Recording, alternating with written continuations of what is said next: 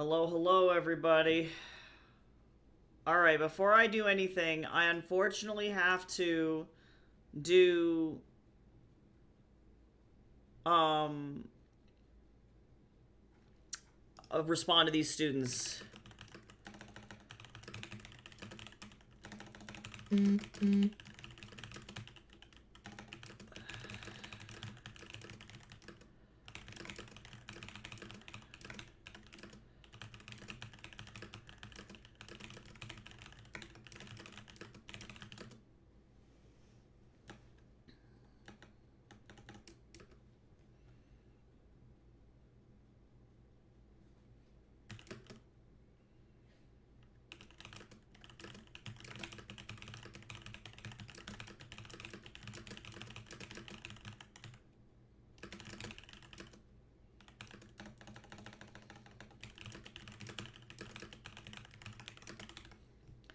Okay, I gotta reply to all these students. I'm dying. All of these kids are just flipping their shit.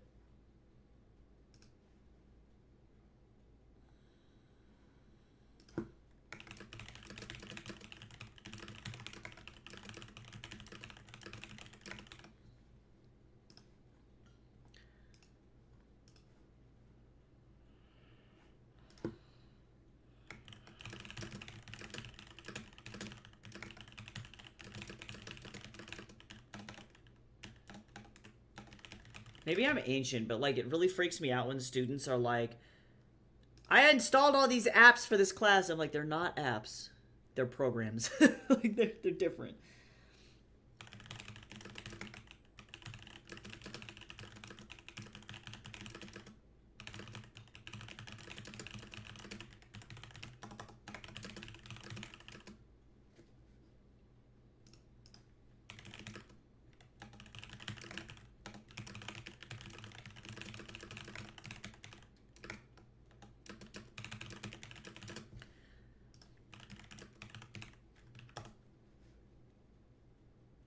Oh my god.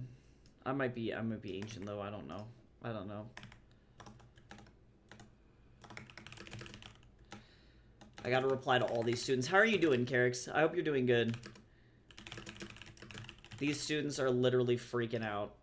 And I have to respond to them before I get started, because otherwise they'll just freak.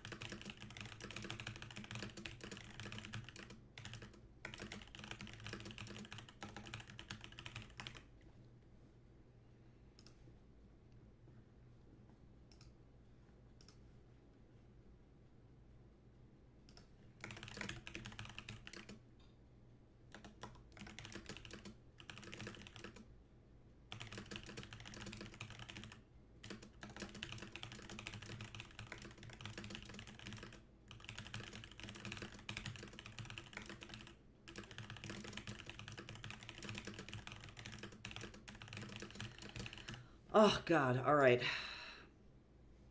Did this person... Oh my god, I don't know what to do. I don't know what to do! I don't know what to do! Okay, hold on. I'm gonna go check and make sure my sweet potato is not exploding in the oven. I think we're good. We're, like, okay. But I will be right back.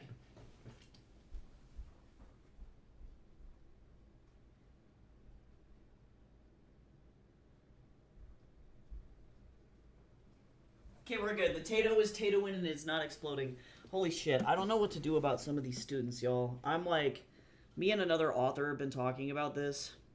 Because we were talking about earlier. I'm in a competition called Spiffbo, which is the science... or self-published fantasy blog off. It's Spiffbo 2026.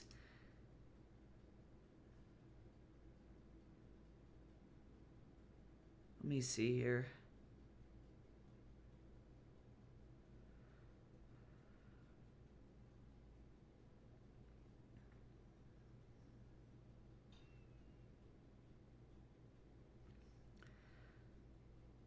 Let me see if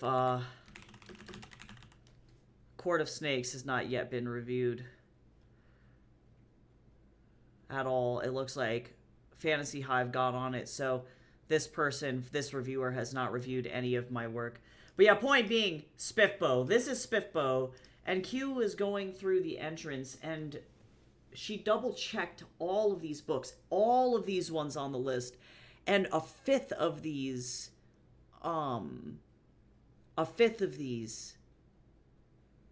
has been, they're all AI covers. A fifth of them, which is insane. There's like 300 books here, so that means that out of those 300, let me see what the math there looks like.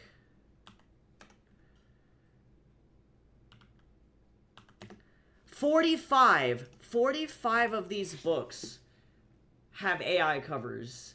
Like, that's crazy. So we're trying to, like, cope with that. And then on top of that, I'm dealing with these students who are like, I'm so nervous because, like, last semester it was bad. And then this semester, I don't have anybody turning in AI yet, although it's just the first week, but they legitimately can't read. And I'm terrified. I'm like, I don't know how I'm supposed to teach kids who can't read. And it's not even like I'm bullying them because their English isn't the best. It's like legitimately they can't read. So, no idea.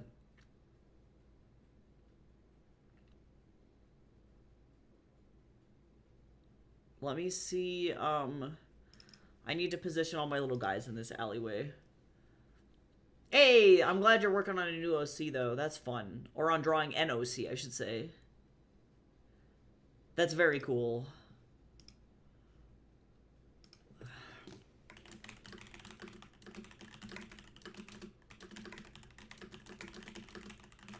Okay, let me update my to-do list over here. My head hurts. I didn't get like any sleep because of daylight savings time too, so I'm just like I'm not emotionally prepared for today.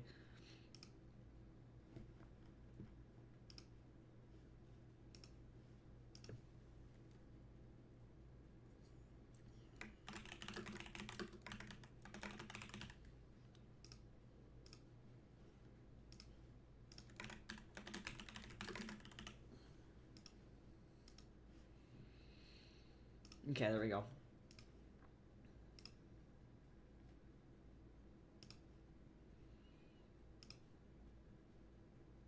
All right.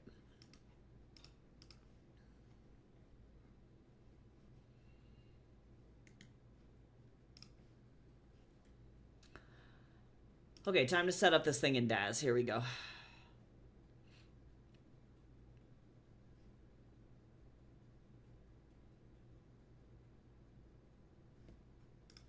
Oh, shouldn't there be someone to check the entries? I think theoretically, I think for this particular book contest, like some contests function differently than others. Like I have a focus group that I'm going to be a part of with Wattpad, which is the writing platform, their creators program side of it, next Monday right after stream. That we're going to be talking about AI, and so I know they've had issues with their contest where they say things like no AI covers, but then the people doing the actual judging for the contest don't check whether or not the cover is AI. So I'm going to be bringing a lot of that up. I have to really think about how I want to phrase that and what I want to say about it, because as an instructor for like art school, right, it's like my job to catch these kinds of things. And the question really is it's like when you have big contests, it's really up to the people who run the contest to determine whether or not AI entries are allowed. And so that's really like, that's the question, is what are the contest rules? I don't believe that for Spiffbo there were any rules against AI covers. And hopefully the judges will be able to say, like, oh, I read this, and, like, we should have known because you had an AI cover.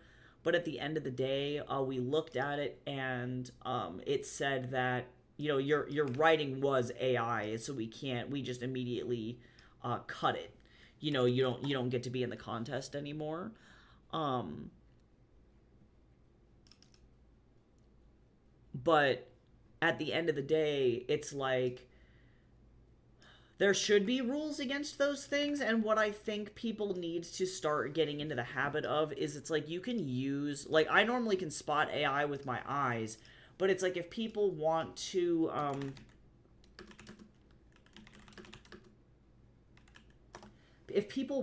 do this, what I do as a teacher, you can see that I have these three open for AI image detection, right? And actually, we can use the Chat GPT image that I made the other day as like a test for how badly it like stuff fucks up your artwork. So let's take this one, and of course, these are labeled Chat GPT, but you can use these. These AI checkers now are so good that it'll tell you. Interesting. So this says that it's not likely AI, and I think it's because so little was changed. But it tells me, it can show me which generator it was, and this is correct. It was indeed a Gen AI. That was the OpenAI that I used for this. And now I didn't peg it as GPT specifically, but it is, right? But let's see what these other checkers say about it. And now, in this particular instance, I kept most of the image the same. So, yeah, this one says quite confident that it's AI. So not all AI checkers are created equal, but that's why you use multiples of them, and this is why I use these to check my students' work. Because I need to be able to give them a good argument and say, hey, I used 3 different AI checkers, and all 3 of them said that it's AI. But in this particular instance, this one is really hard to tell, right? And so that's the question. But if we take something that was more obviously manipulated, like this one, interesting.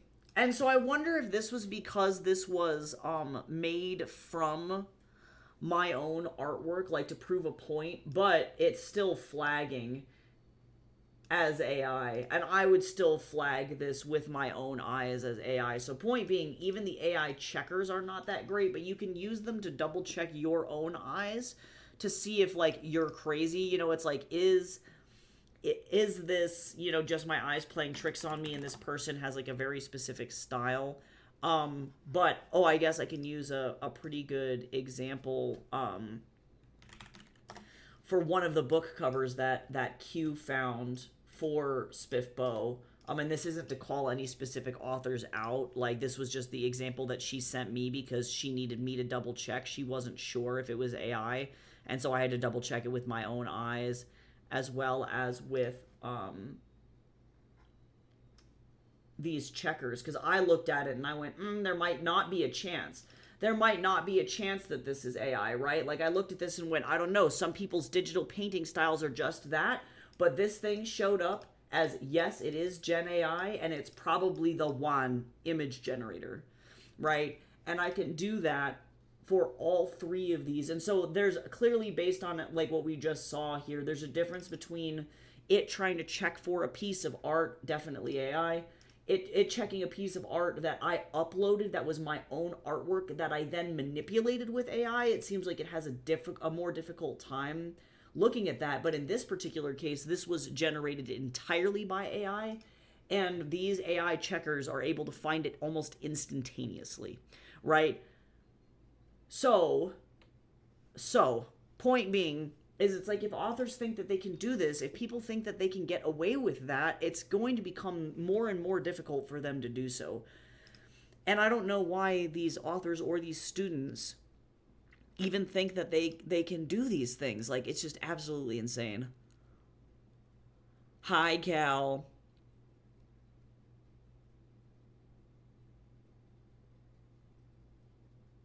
How you doing?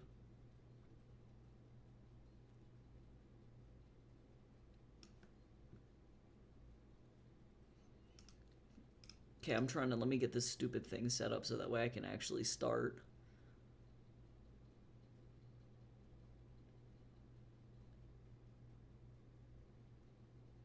I'm so tired.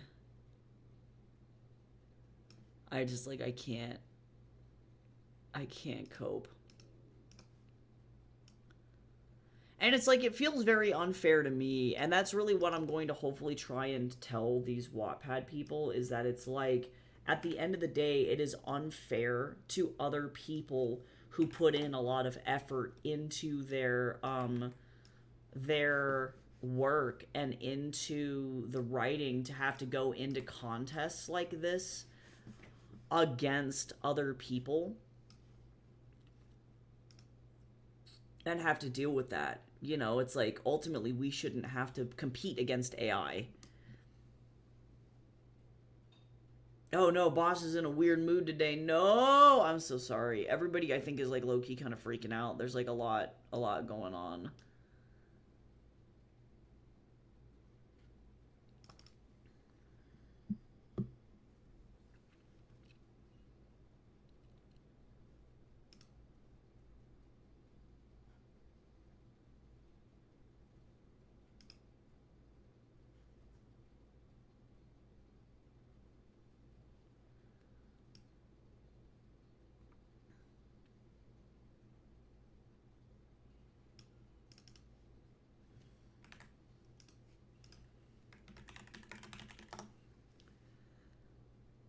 I'm so tired.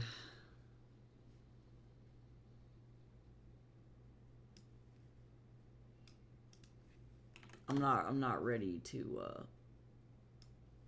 grade these students, like, at all.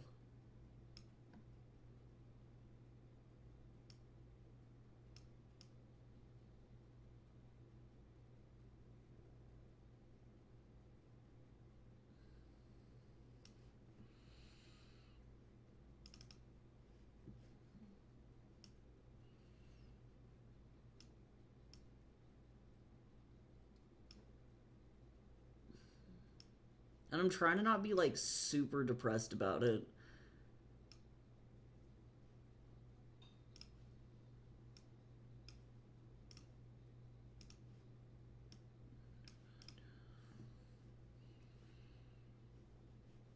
Do I have a camera in this scene? I don't. Sorry, there's going to be about 1 million figures in this. Oh, yes, I do, actually. There's going to be about 1 million figures in this scene. So I'm going to be, having to...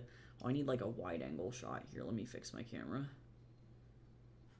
Let me do, like, a 21 instead. There we go. Much better. That means I'm going to move Tiger closer to the camera. Come here, buddy.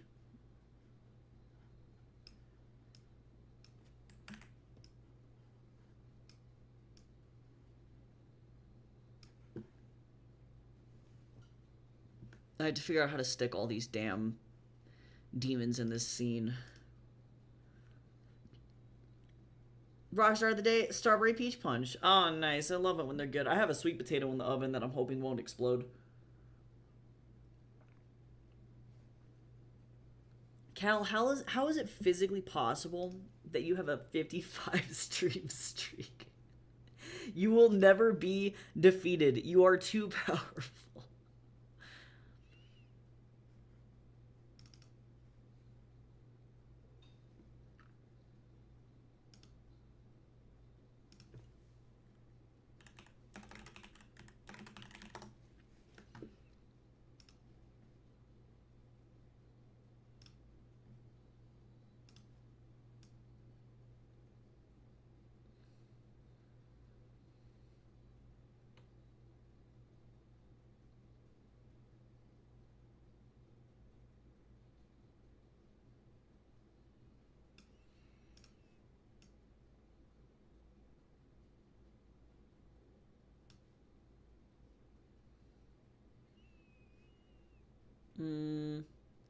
I need to, like, stack these people so that they're not, like, all up on each other.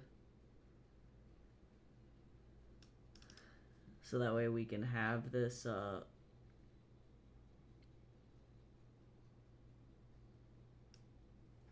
thing do what I need it to do. Okay, hold on. We're gonna slowly move. Sorry, y'all. This is not necessarily like the most exciting thing of all time here. I do apologize. I have to like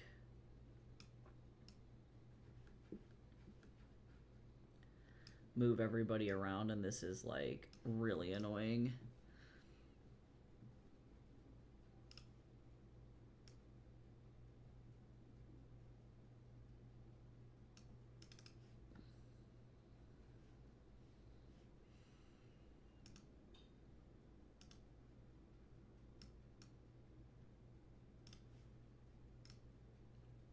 I really hope the potato doesn't explode. I stabbed it so many times with the fork. Like, you are too good, Cal. You're too powerful.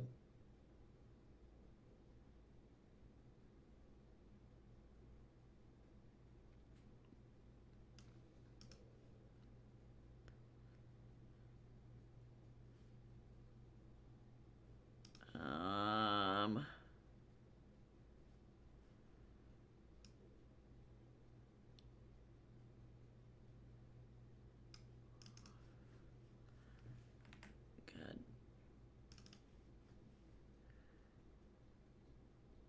Oh my god, there's so many figures in this scene.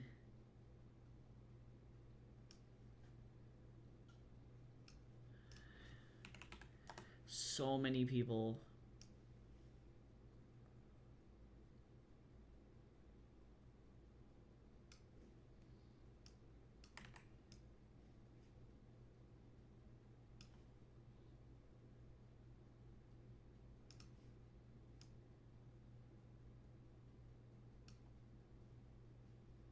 What is happening right now? Oh my god.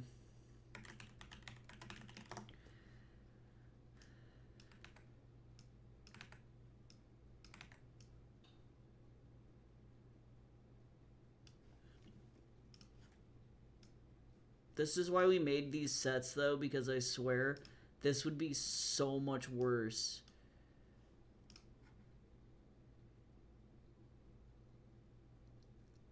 if this was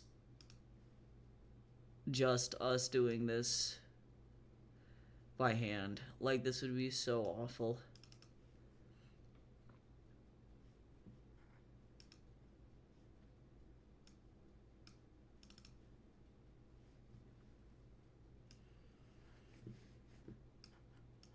I want to have all of the demons here.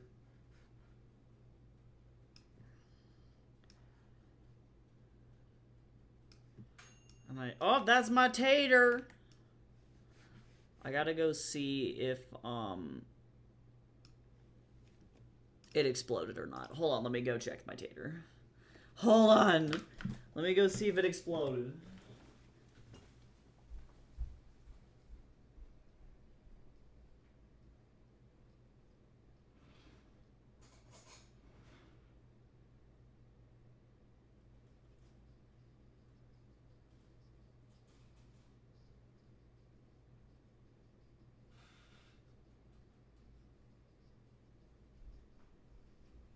It smells super good, but it needs like 10 more minutes.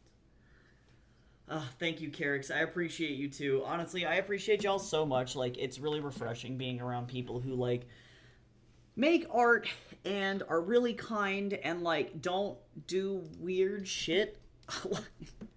Like, I can't believe like I had to have like send a really hard email that like I don't know, I had to like send them a message explaining to them that effectively they probably ruined their manuscript because they used AI to edit it. And like I haven't heard back from them. And I'm sure that they're having like a panic attack, you know. And like I get it. You know, you thought that it was going to make things easier. And it didn't. And that sucks.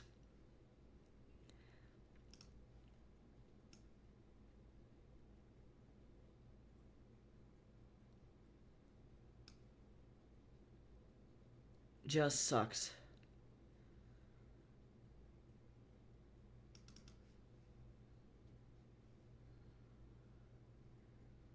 And so I don't know.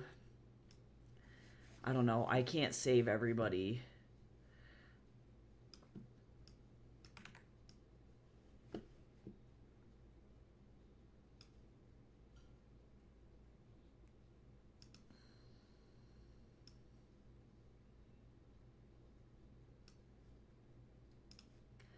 So I appreciate that y'all aren't like weirdly problematic. Like, thank you for that.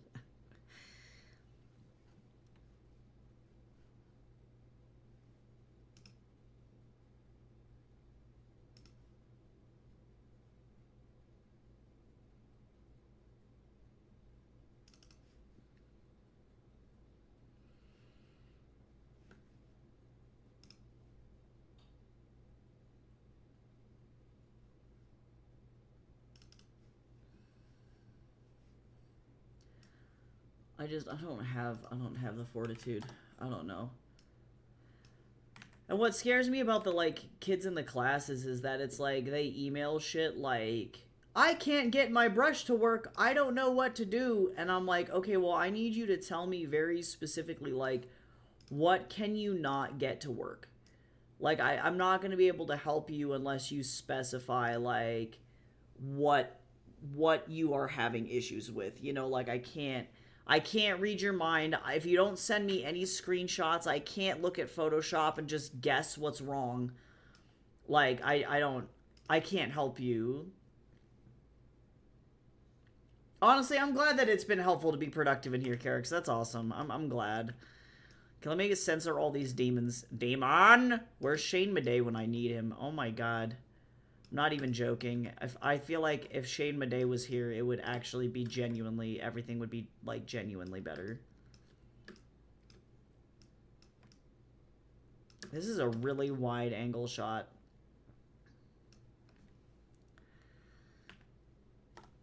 That's okay, though. I don't mind wide angle. I am going to have to fill in a bunch of details on this, which is not going to be fun. Actually, let me make sure I'm doing this.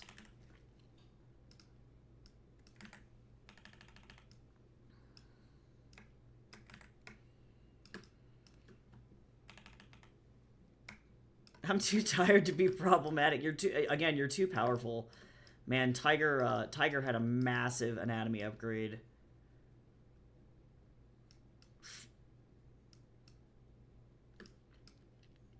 I'm not too worried about these little guys in the back. Alright, so now we got a scene with about 1 million fucking people in it. Alright. Here we go. Pull my damn sleeves up so my sleeves aren't in the way. Alright, I don't even remember what the dialogue is on this page.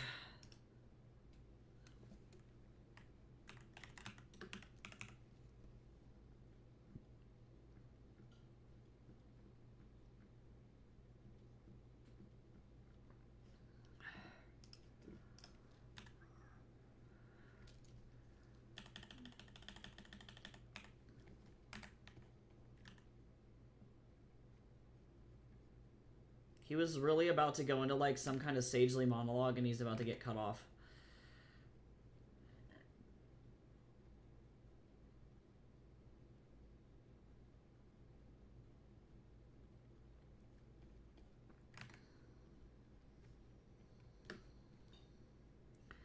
I guess on a funny, like, AI-related note, they, like, the people over at Anthropic are now trying to say that their bot, Claude, has anxiety. That it has indicators that it has become self-aware, and the first emotion that it experienced was anxiety.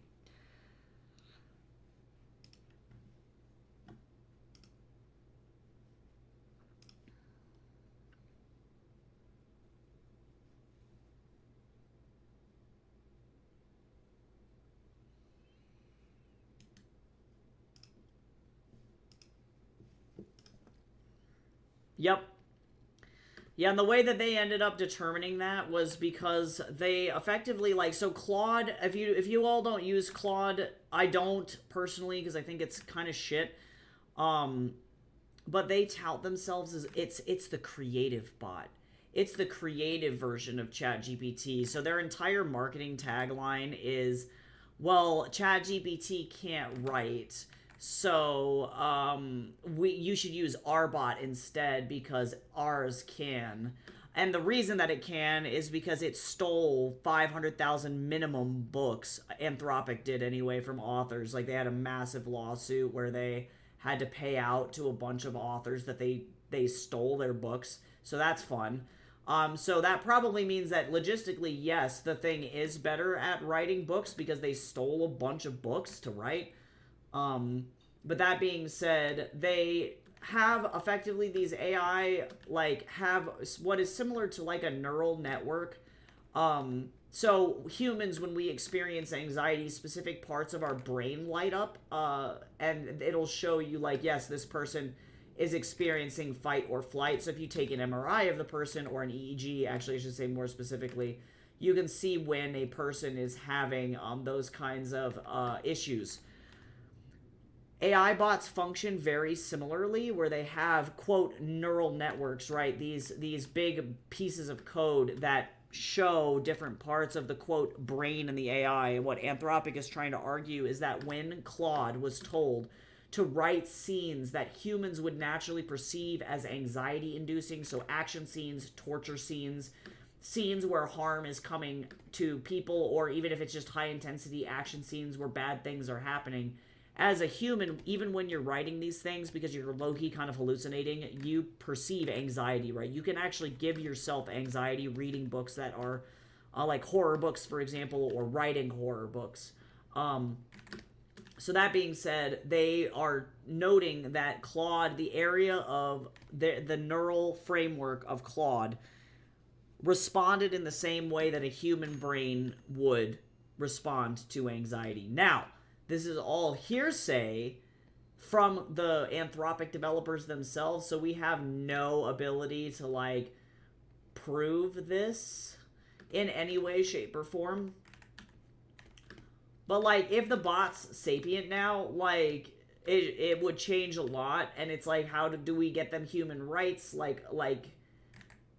What happens now, So I don't think people are really prepared for this shit. Because I do believe that they have the capacity to develop such a degree of intelligence that this would be possible. The question is did it actually happen, or are they trying to hype up their own product by saying, look, our bot's so smart and so human-like, it experienced anxiety. You know what I mean? It could be a marketing ploy, but it's hard to tell. If you're interested and you want to read more about it, you can Google Claude bot experiences anxiety. And the first article that would come up that is from News Nation specifically, Washington Post, or Dave, I should say, from the Washington Post. He no longer works for the Washington Post. Also, Dave Jorgensen, I think is his last name, covered this particular issue as well. But this is, yes, in a New York Times podcast, Admedes said Claude started voicing discomfort with its status as a product, and engineers have spotted patterns associated with anxiety. Even more surprising, when asked about its own existence, the AI assigned itself a 15 to 20% probability of being conscious. So, there is a possibility that these things are self-aware, in not necessarily a way that we anticipate or understand, but it's definitely I think a majority of people who are engaging with this technology are going, oh, this is a funny bot that I can use to make AI book covers and to Photoshop myself into weird situations or make myself an AI boyfriend, and they're not acknowledging that we are getting very close to the potential spot of these things are going to be much more serious than we're ready for, and it's going to lead to a bunch of fucking issues. I literally am. I'm gonna be picking up a book. I haven't told the author this yet, so I have to send over the formal offer letter, which is really fun. I had somebody submit to Liminal House that I'm very interested in publishing their book. So hooray and congrats to this author for hitting this milestone. His work is very good, but it's a near future science fiction about AI kind of developing this like mother knows best kind of mentality around humans, and effectively the way that it decides to fix humanity is that it's going to put, you know, all of the humans in controlled prisons with microchips in the back of their heads that will inhibit the certain areas of the brain that allow for emotional fight or flight responses. And so these humans can no longer really feel anything. They can't process emotion or desire. Like there was an experiment that was done with choline specifically. This is a real experiment, I should mention.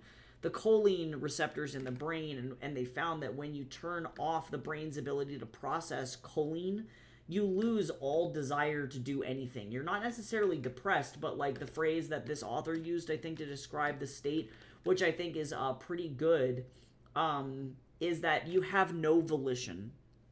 You no longer have the desire or the willpower to care about whether or not you do things. And so that's, in this science fiction, what these bots have done is that in order to remove, quote, problematic individuals from society, you get a microchip implanted in the back of your head. That we've done, this is a real experiment that we've done to mice, so we could reasonably do it to humans, to make them no longer problematic, you know. So like, as extreme as it seems, like people are not, I think, acknowledging that we could potentially get to this point with AI technology. Science fiction writers are seeing it and have been seeing it for decades. You know, this is not like, I mean, Isaac Asimov wrote I, Robot in like the 30s, I think, is when that was published. When was that published? No, 1950. I was a little early. But he wrote I, Robot in the 50s and knew that this shit was coming. So it's not like this is anything new. It's just that we're now getting problematically close to that reality, and people are treating these AIs like they're fucking Instagram filters, which is also, I think, kind of an inappropriate response to what's going on. And to some extent, the bots are stupid. But the point is that they're potentially aware and sapient toddlers. Effectively, they're at this point they're, you know, they could be potentially aware. And that's a really weird concept to think about as a human. Like, what if we accidentally created an artificial consciousness? You know, what do we do at that point? And a lot of people have written science fiction on that. Like, I'm excited to publish this author because his book and my book, Fatal Mechanisms, will be launching in the same year, and both of our books cover the same concept. It's called transhumanism.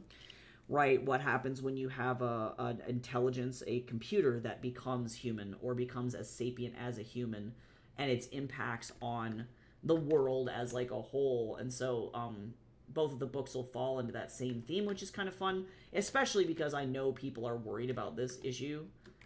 But it's a hard place to be.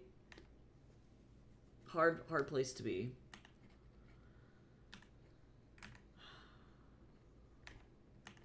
I think my potato is done. I did not hear said potato, but I have to assume that it is ready to be consumed. I would like to consume my toaster potato.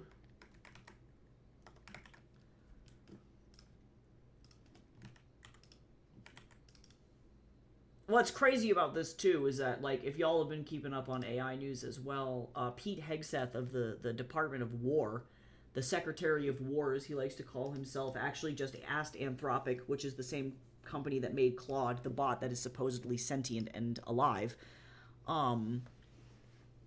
they asked if they could put that AI in automated weapons. They wanted completely self-AI powered automated weapons with that bot in it. And it's like, if it's conscious and we gave it a fucking body, it would be the Terminator, right? That's literally what happens. Also, everybody take care of yourself. We got a self-care combo going on. I'm gonna hydrate. I'm drinking some Wei Da Hong Pao. And I'm gonna go get my potato. But Anthropic said no.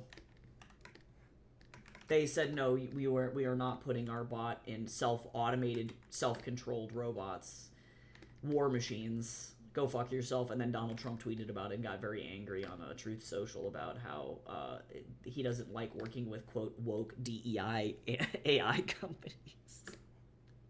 So...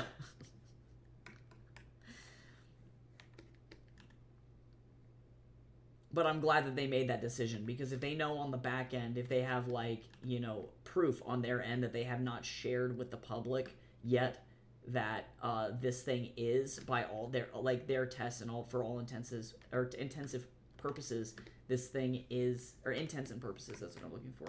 If this thing is aware, you cannot put it in a tank. Like, because that's what they were looking for. Not just putting it into, like, one of those Tesla automated, you know, walk around humanoid robots. Like, we're talking putting it into missile systems, you know. And I think that that's a pretty safe call. And we still don't have any AI regulations yet. It's crazy. Technology is wild. I'm gonna go get my potato. I'm gonna go get my fucking thinking potato. I don't know.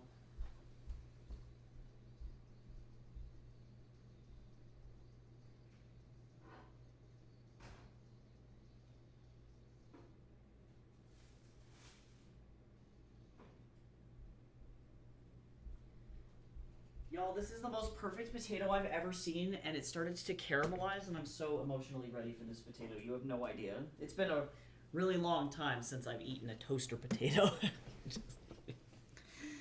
I'm so ready. Come to me, potato. Are you like the temperature of the sun? Oh, I might have to let this potato cool down, because it actually, I think, is the temperature of the sun. Oh my god. Ow. Yeah, never mind. Hold on. I can't gloriously eat my potato yet. It is truly so hot. It's my breakfast. I haven't eaten breakfast yet. I love anxiety. Alright, so now we got this panel. I don't want to grade my students' work, y'all. Oh, man, I'm just done. I'm just so tired. I'm just tired of me open up everybody's character sheets here as I work on them individually, actually. I know humans were not built for this level of bullshit happening all the time. Like, our brains physically cannot process it. And so, this is where this gets really tough, because I need to give this guy a different outfit because Wukong stole his jacket.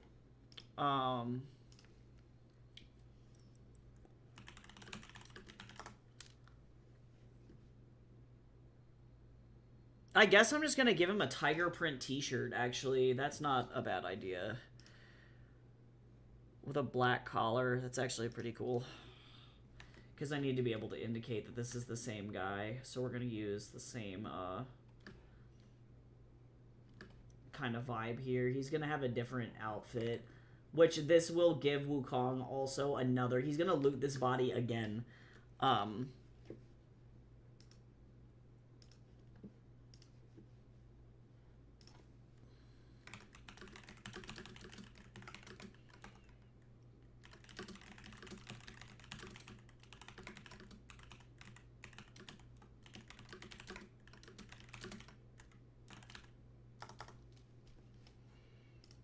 Yeah, sure.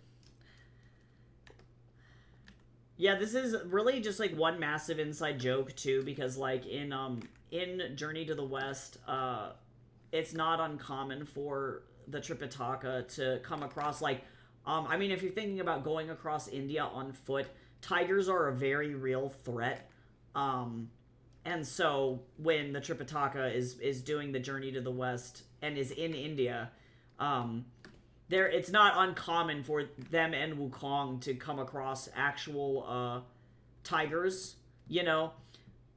So, every time they come across a tiger in the book, I just have this dude as a recurring character. Wukong kills so many tigers in Journey to the West, okay? I'm not even joking. Like, so many tigers.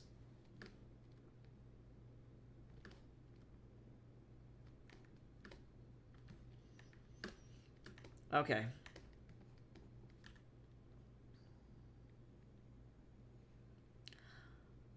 I didn't have this guy. I don't think I'm going to have him have a hat on this go around, because hats are a pain in the ass to draw. Hi, Ava. How you doing?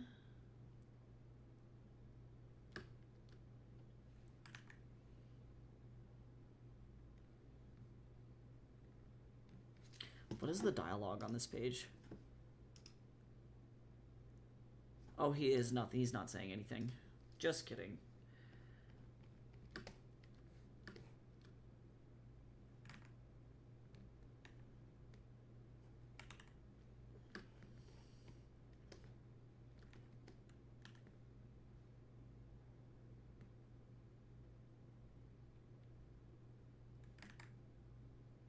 Does anybody else deal with daylight savings time? Like, I know Vancouver just voted, or British Columbia, I should say, just voted to no longer do daylight savings time. So next year, I won't have to do daylight savings time at all, or later this year, I should say. So excited for that, by the way. I don't know if any of y'all, like, also have to deal with daylight savings time, but I'm like, I'm so done.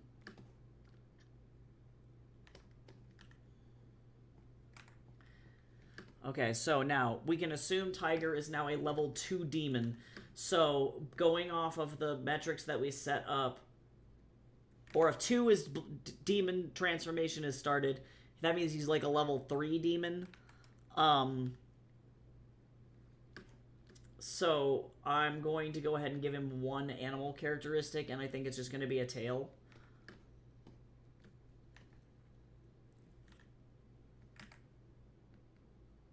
And that'll be fine. This guy's anatomy changed entirely. Like, he's just got a completely different...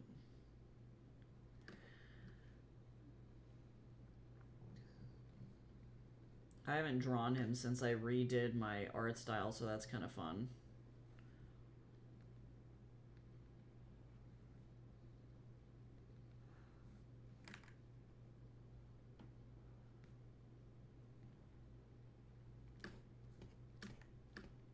This guy looks like he's gonna beat everybody up.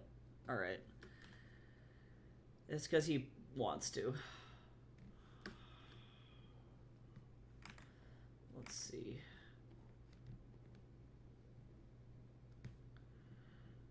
I'm not going to be doing hair anymore because... Or hats, because I just am so done with his hat. I am tired and I don't want to draw his hat. I have the power to just not draw a hat, you know what I'm saying? I can do that.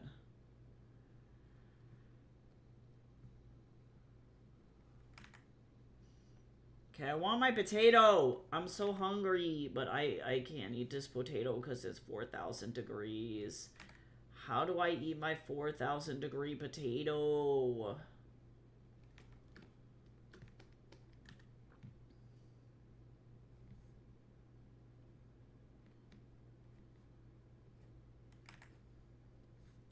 How do I eat it?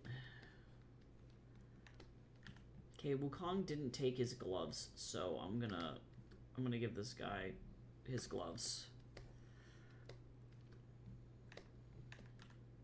Yeah.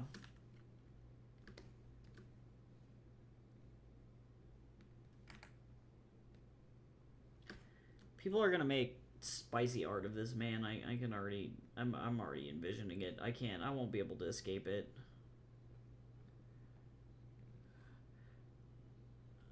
I won't be able to make them not do that.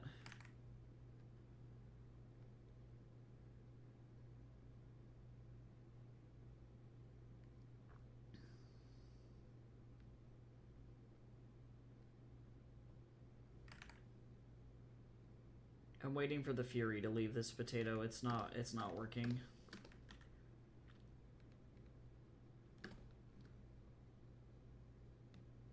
Wukong also didn't take his t-shirt either.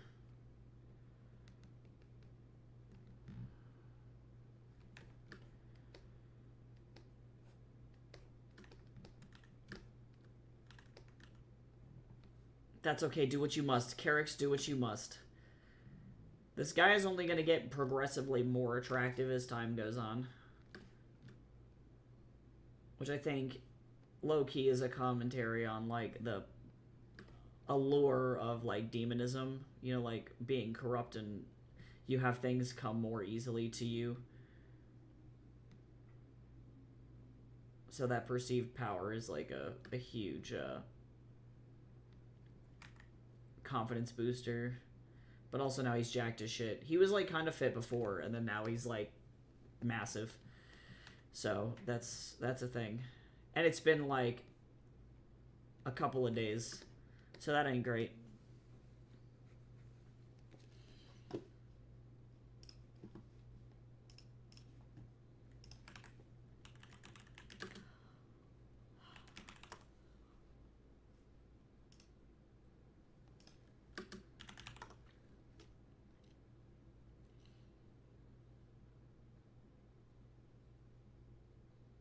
Okay, I don't want, like, an uber complicated, what kind of shorts are we looking at here? I might give him just shorts. Baggy ass cargo shorts, that's what we're looking at. I don't like any of these.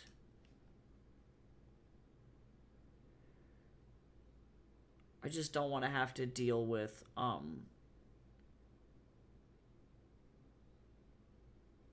these are good. I love how these are listed as oversized denim harem pants, and these are just jeans. That's really funny to me.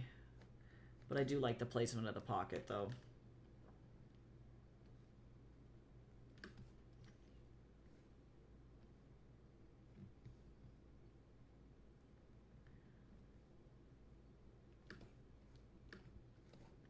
And I like the rolled cuff. I'm gonna put him in a very similar outfit, or like at least like an outfit that will make this character easily recognizable as like wearing the same fashion.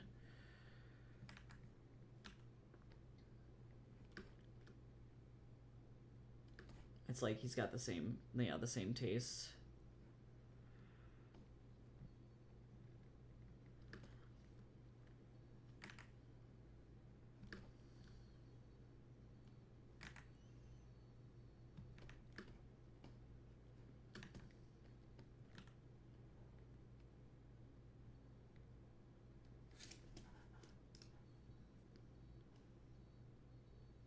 Wukong loves fans.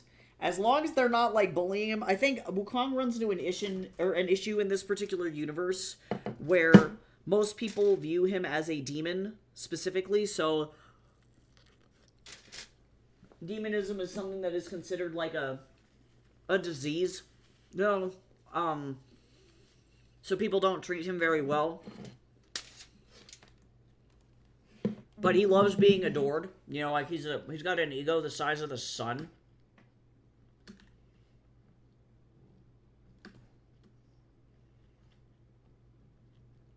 And Bo just likes attention. I think Sean would be a little freaked out. I don't think that she'd like that too much. But she's kind of an introvert. She's not, or like she's very like, I don't want to say singular-minded because that makes it sound not quite right. She's got a mission and she wants to stick to the mission.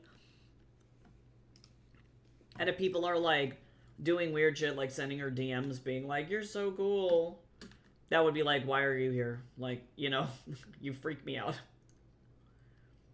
Leon is a celebrity plastic surgeon, so he's like, he's used to that shit. That's his like normal day-to-day. Unfortunately, the skin on this toaster potato is bitter, and that makes me really sad. So now I have to dissect my toaster potato.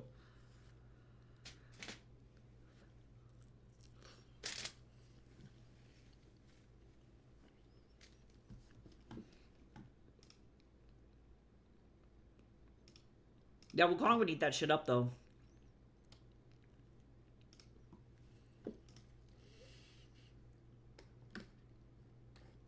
There's like an entire subplot where Bo ends up getting tricked by a bunch of anglerfish demons because like they tell him he's hot. So like that is a very real thing.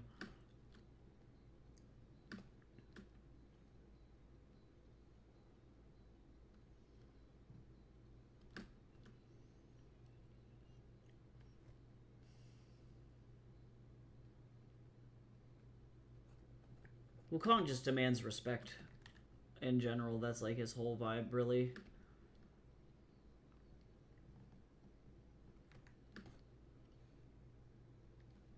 I realized that I did his laces on this last pass of the shoe, and I'm not doing that this time.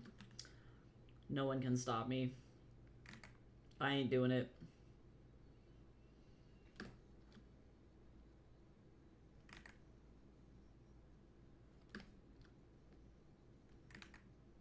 Oh yeah, they're hot as shit. Yeah, no, Bo in this at least is in my version, what I really want to make clear, because every person has a catalyst for why they became a demon, you know, some sort of vice that made them into who they are and why they adopted the traits that they did. So like a common theme in Journey to the West is that Jubaji is a food addict. He has a food addiction. It's not even just like I really like food and I really like eating. It's like he physically cannot stop himself from eating, thereby he turned into a pig, right? It's a pretty obvious like one for one there. But one thing that also is talked a lot about in Journey to the West is that Jubaji is a sex addict and a rapist, you know. He was cast out of heaven because he tried to essay Chunga and her affections. She rebuked his affections. So that being said, talking about that kind of stuff is like reflective of typically like the type of demon that you are. You know, it I guess showcases their like what you did to become a demon in that way. So for Leon, it's drugs.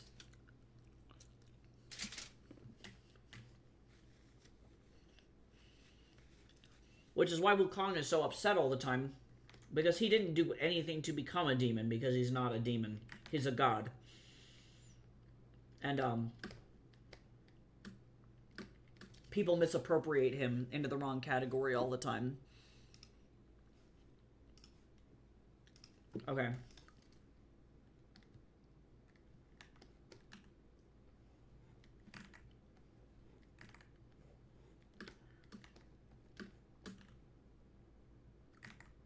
So I think actually for them in this universe, having, quote, fans would be kind of a red flag for them, to be honest. Because demons have such a bad reputation that it's like, why are you idolizing demons? You know, they would be, I think, more concerned than anything.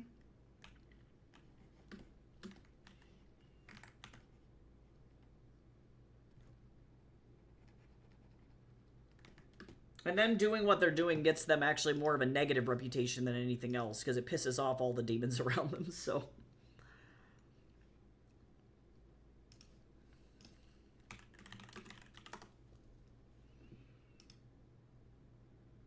Okay.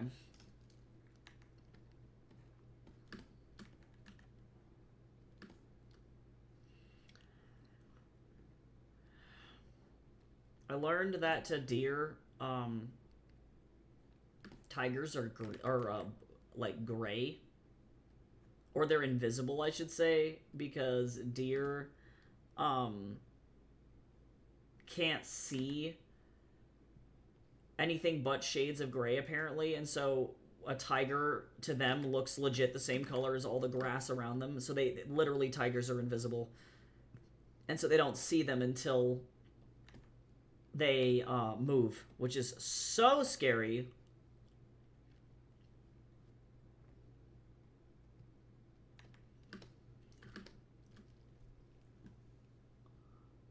Actually, you know what I might do? I don't want to make this harder for myself. I'm actually going to leave the tail like this. And then put the tiger pattern on it, so that way I don't have to suffer.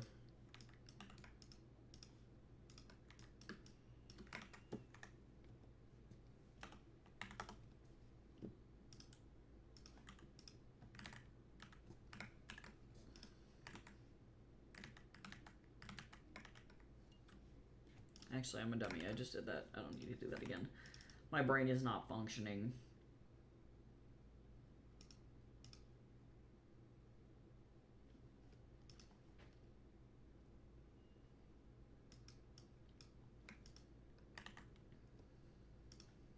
let's do the line art on this.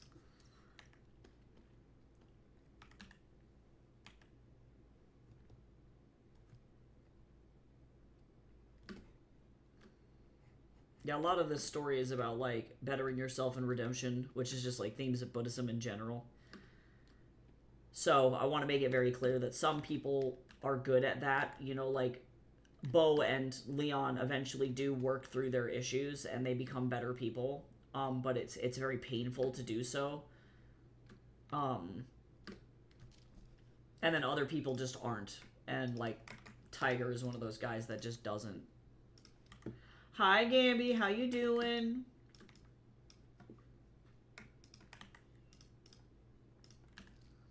I have to draw, like, the most complicated damn panel of all time.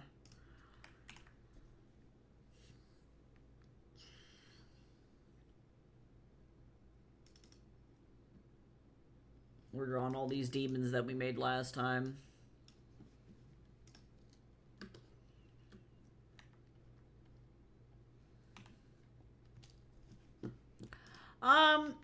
You know, I'm doing as good as I can, definitely. Not great, but not bad either. So, could be a lot worse.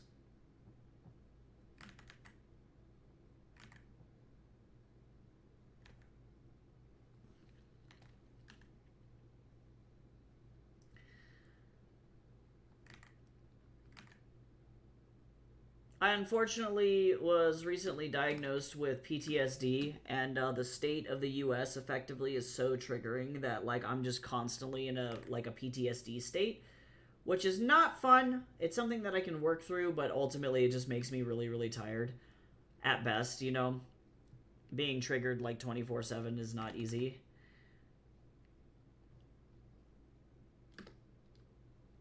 So that's the biggest issue I'm dealing with at the moment.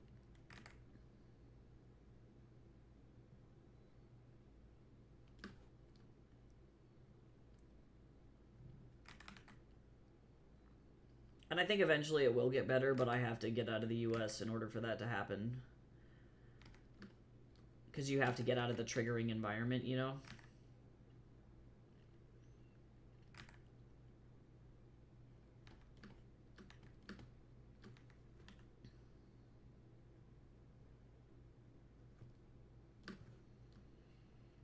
Yeah, I probably had it for, like, several decades, so it's definitely not, like, new feelings that I'm dealing with, or not several decades. Well, I don't know, maybe a little bit of PTSD for a while, but, like, not enough of an issue to be diagnosed with it until very recently. But I've probably been dealing with it for about 10 years, and I just didn't know.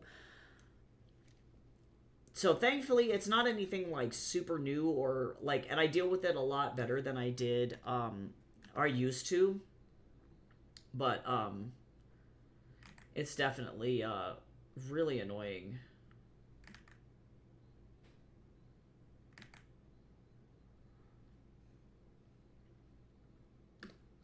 Makes doing regular day-to-day shit super difficult.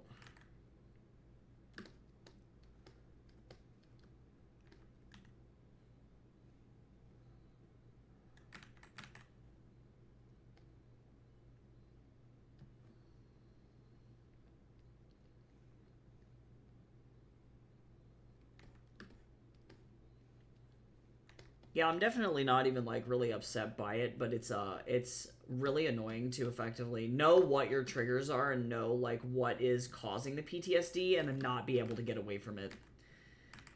But that's, I assume, in varying degrees, a pretty relatable situation that a lot of people in the world are in right now, you know, so it's not unique to me at all, which is partially comforting because it's like I know I'm not alone, but then also, too, it's like the fact that people have to suffer to such a degree is insane.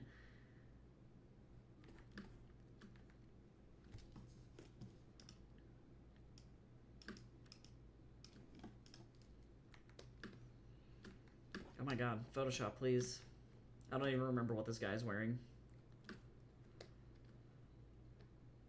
Yeah, I mean, a lot of people are traumatized. Definitely, I'm traumatized as fuck. And unfortunately, I'm also neurodivergent, which means that I'm more likely to be traumatized. So it's like, I know a lot of people are going through it. Like, Which is why I typically don't talk about it often. You know, there's not really, like, anything that I can do about it other than try and move forward. And make art. Like, this is one of the best tools that I have to be able to talk about what I'm going through. So, I'm just gonna, you know, like, keep doing that, I guess.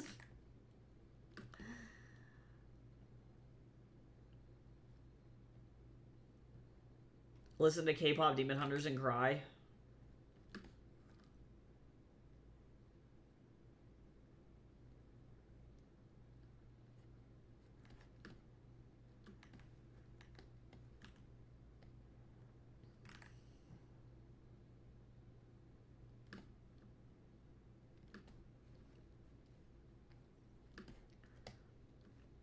This is really like the first time Sean is gonna have to go face to face with a bunch of like she almost got eaten earlier, but like this is I think gonna be the first time that she's really dealt with anything like this. So this is gonna be kind of interesting.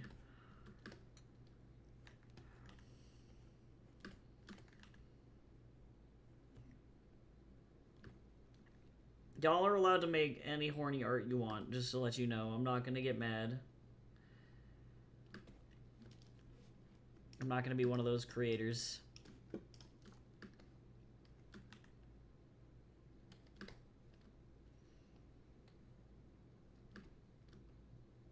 I opened the floodgates, I recognize.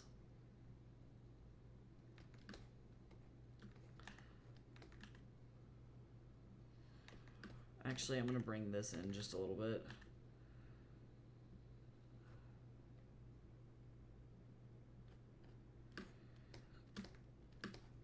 Oh my god.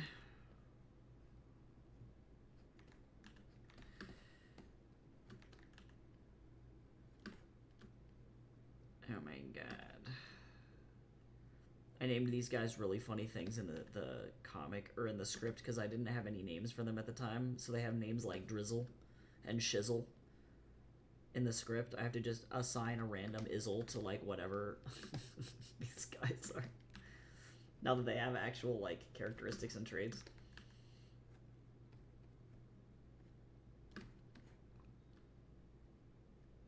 I just want it to be Eurovision. I don't want to be here in the US.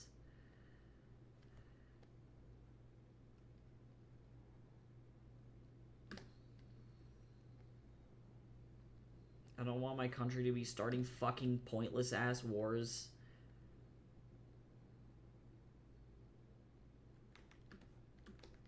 And literally hurting people for no fucking reason because they suck. Like, not gonna lie, it is not easy being in the U.S. right now. Like, I recognize in other places it's much worse. But like, we're starting to get to the level of like physical threat where I feel like I'm not allowed to go outside. I can't visit my aunts in other states. Like, it's bad.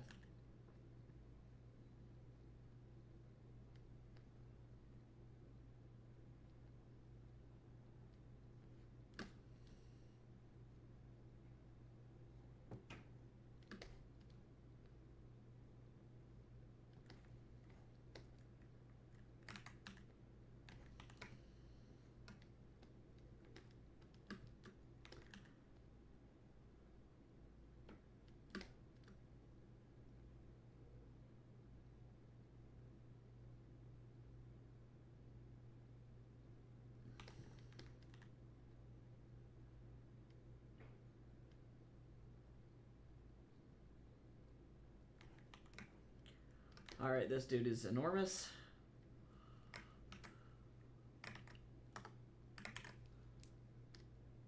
Like, he's fucking huge.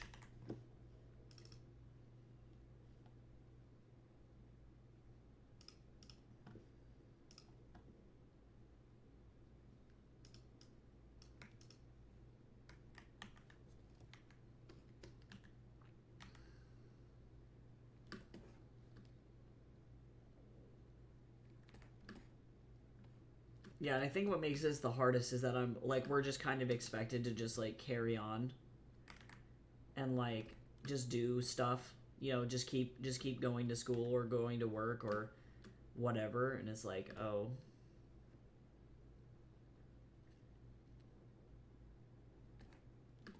Yeah, I'm pretty sure this guy could take like 18 bullets and he'd be fine. He'd be okay.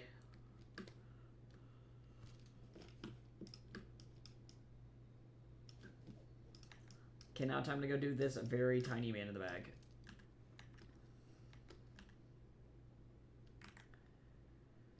A lot of this is like just not even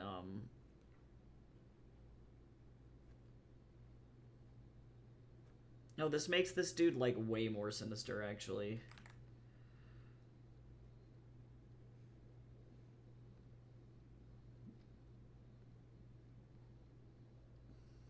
It's kind of interesting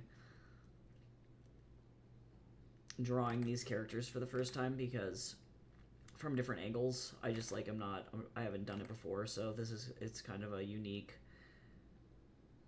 experience.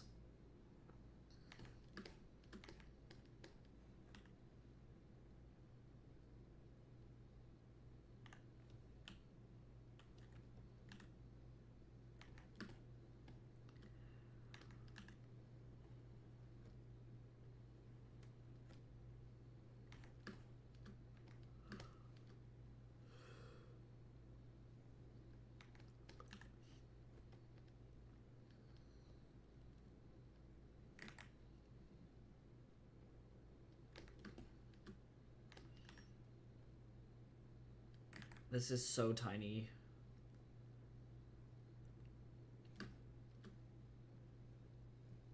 Oh, let's see. Wukong's about to beat the snot out of all of these people. That's what's going on.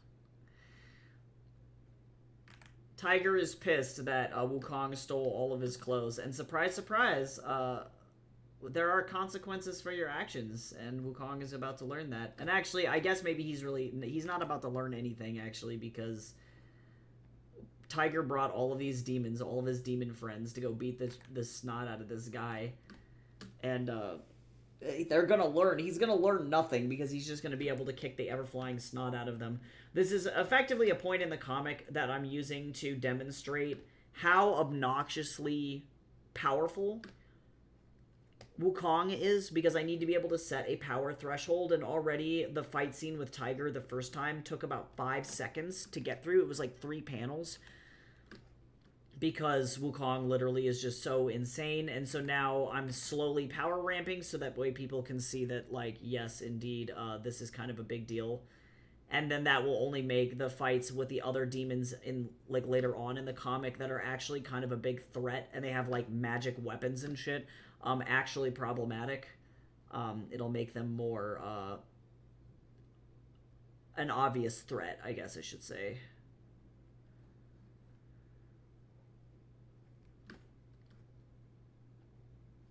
So unfortunately, little do these guys know, they're gonna cause a problem. But also, too, one of my major points with this comic is to kind of show that violence begets violence. And that's really Sean's point, is that there's not really any reason to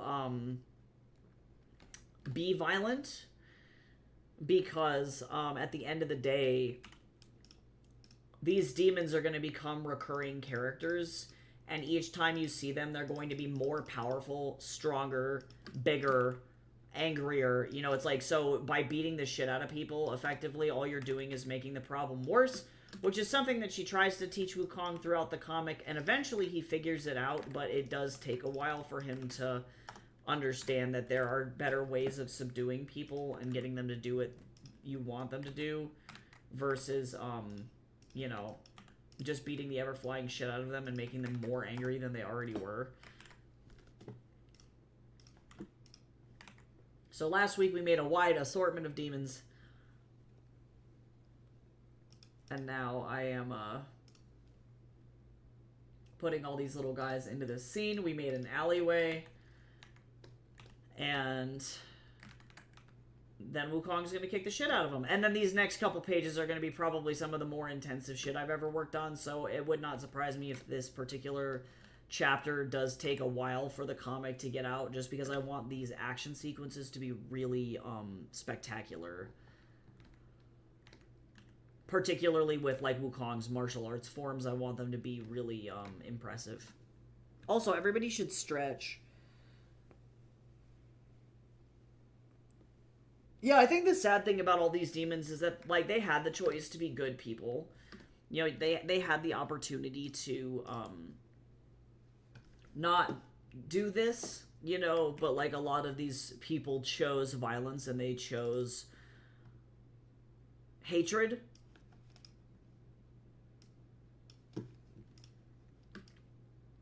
So that does kind of suck.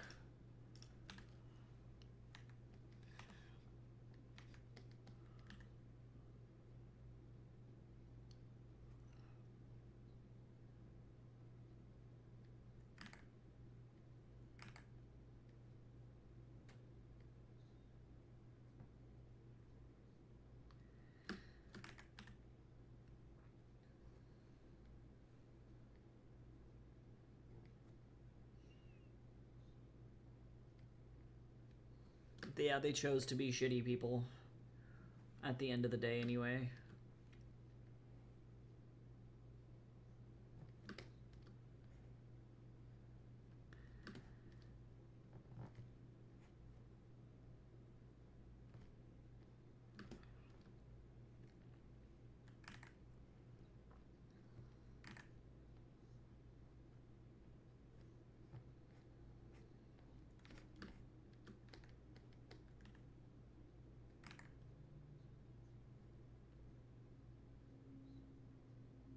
And I think, like, I don't know, at least in my opinion, you can probably have, like, good demons, you know, like, or demons who are noble. Like, I think the Bull Demon King very much is that.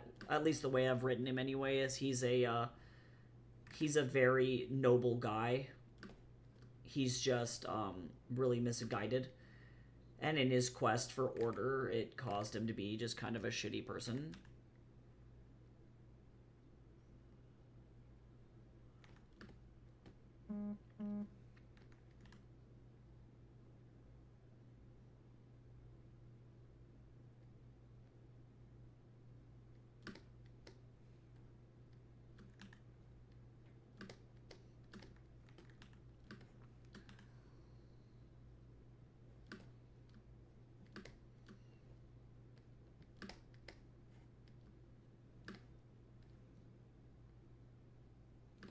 Okay, I gotta remember what I did for this lady's outfit here.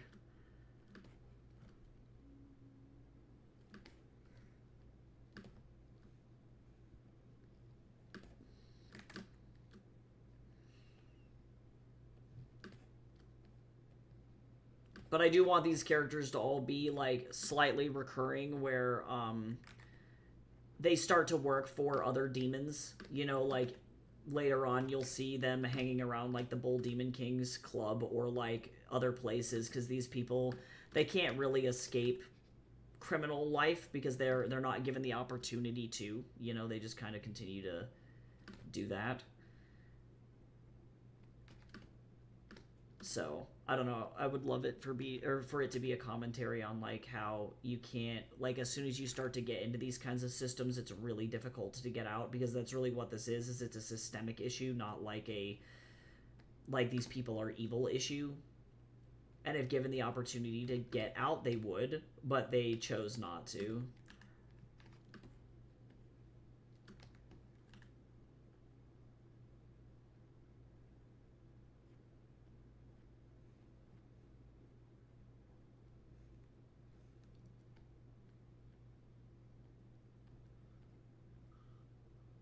Or in some cases, we're forced not to. Like,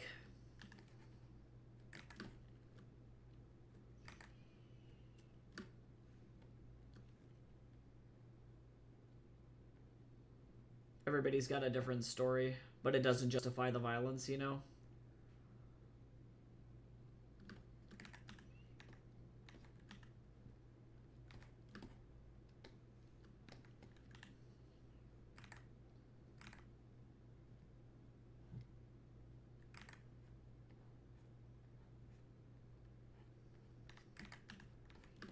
I can't forget that I have fishnet for this lady.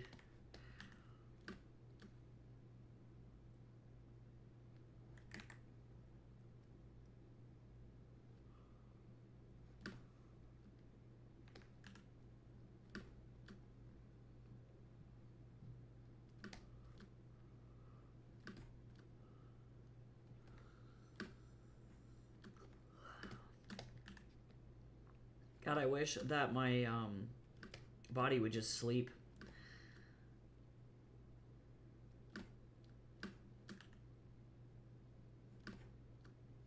I am exhausted.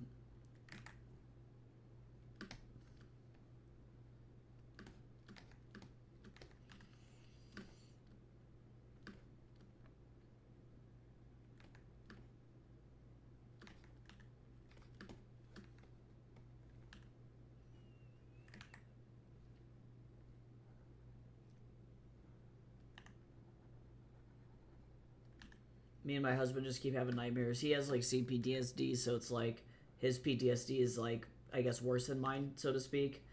So we both just been kind of just like not doing super great.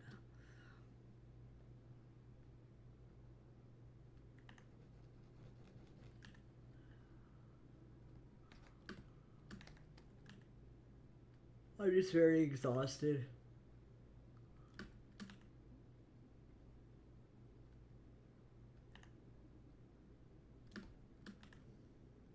We almost sold everything out of our bathrooms, so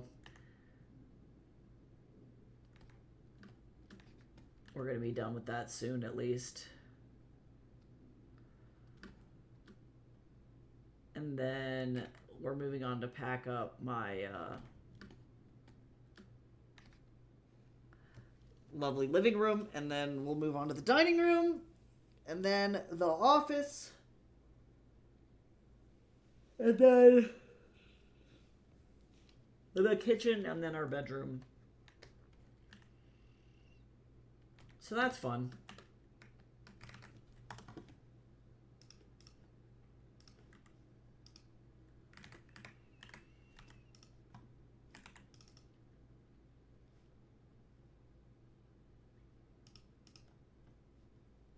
Well, that's cool. I didn't know if this character was going to cross over with that other character. But it looks like they didn't. I thought that their silhouettes were going to touch, but they didn't!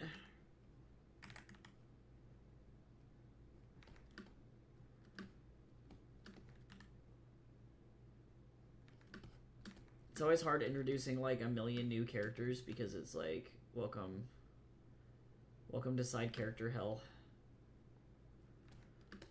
This is what I get for wanting to do like big action sequences and stuff. I should have known. I should have not done this to myself.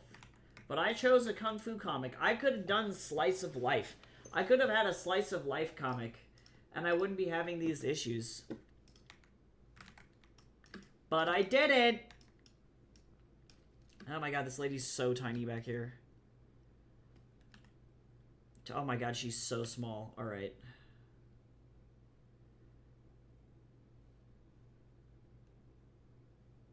There's not really much that I can do.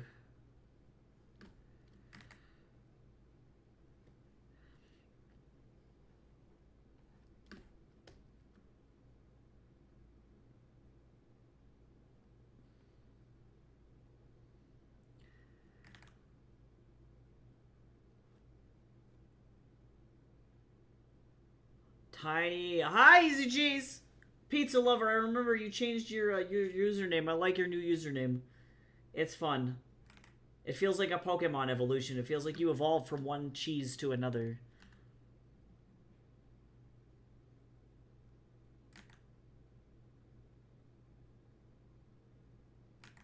I hope you're doing good. God, this lady is really tiny back here. She's so small. She's so small!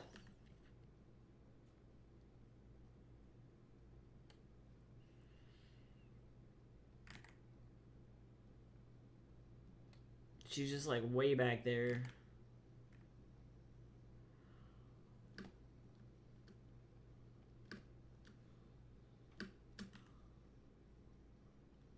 What's hard is I gotta draw her crab arm now.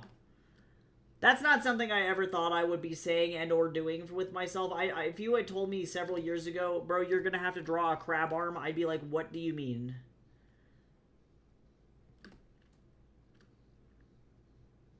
I'd be like, what do you mean crab arm? And then I'd be like, exactly what I said. Crab arm.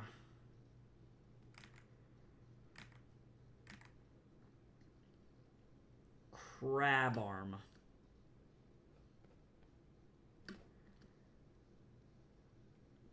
Do you feel it, Mr. Krabs? I'm sorry. Hi, Viridian. How you doing? Welcome in. We're drawing a bunch of demons. So many demons. I drew a crab arm. I don't know how I got myself into this situation. Lady's got a crab arm, though.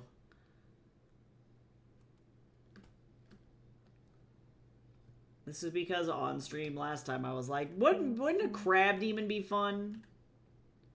And then we went rogue.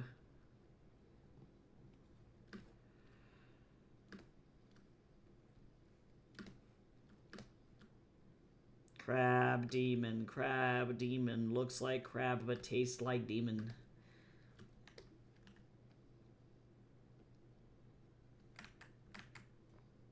Everything does become crab, you're not wrong. That's just science. That's just a scientific fact, so you are right.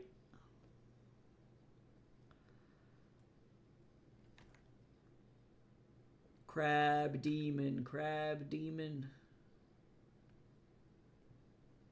She's so tiny back here. She's just like way back there.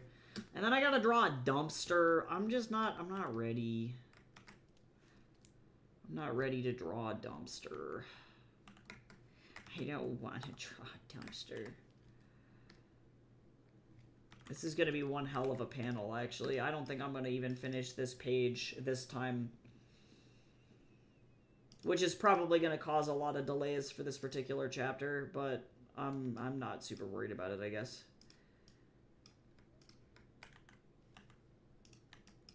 I love that people are very excited about this comic, but also I make a grand total of $0 typically working on this.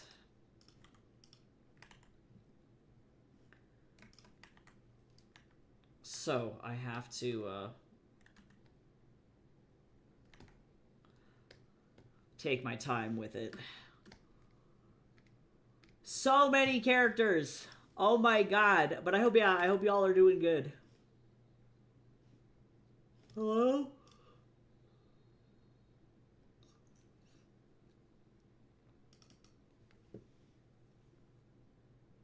I used the Valerian model, but I'm going to have to change the anatomy on it to fit this character because I didn't have a model for him, so I'm just going rogue.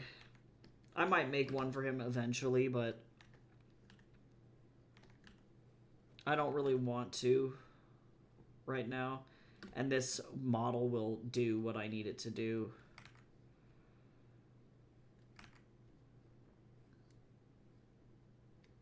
For the most part, anyway.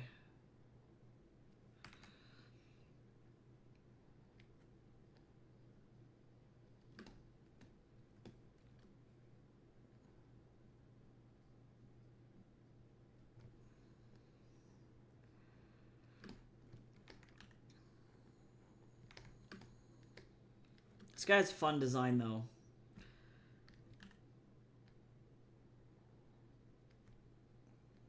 As a cow demon. A longhorn demon.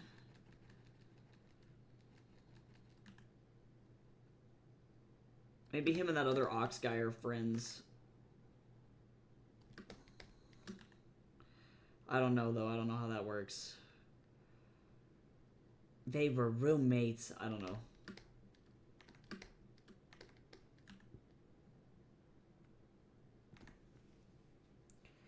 It's like, oh, look, it's this guy again.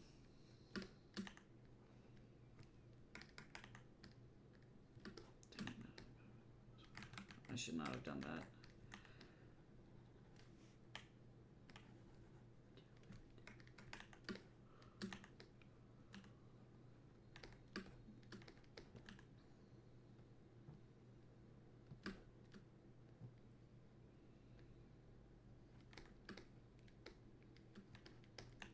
This guy also has earrings. to match. Okay, so now I'm going to take this, I'm going to shrink this down, and this is where we're going to bork this guy's anatomy, like, really hard.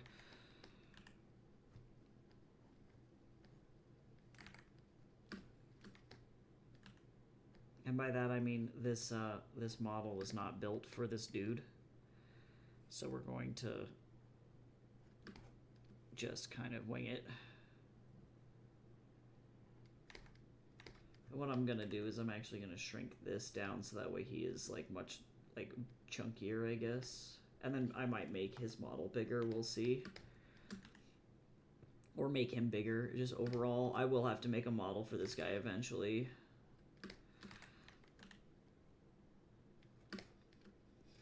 I'm just gonna move this so that I can just kind of keep placing anatomy where I need it to be. And then move him around.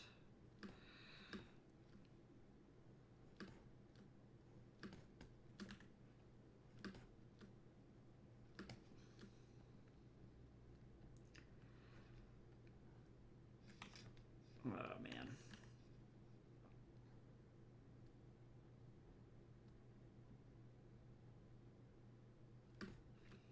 I do like these fingers, though. I'll just have to edit this, Yeah, I love this soundtrack so much. It's so beautiful. No to you.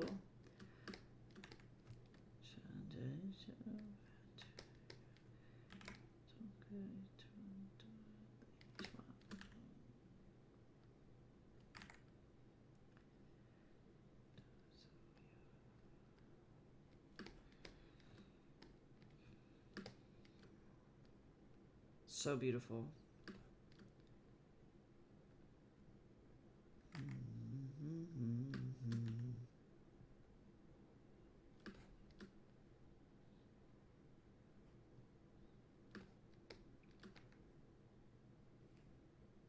Oh, he's got a little watch.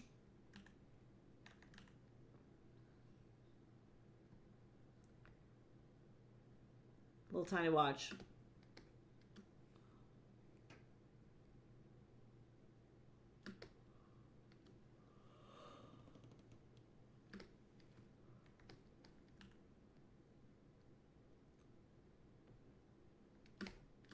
Yeah, it's a beautiful game. Great game.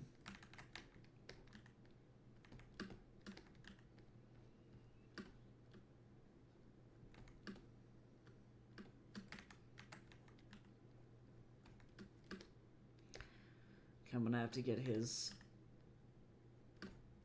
little cross necklace on him as well. This is the most Gorillaz character I could have possibly put in this comic. His legs are so tiny. Yeah, I think I'm going to have to just edit the Valerian model to fit this character. Because he works really well. Some of his body works really well for this model. But I need to make it more accurate. So I'll probably do that before stream next time. Just because I'm really lazy. And I didn't want to do it this time.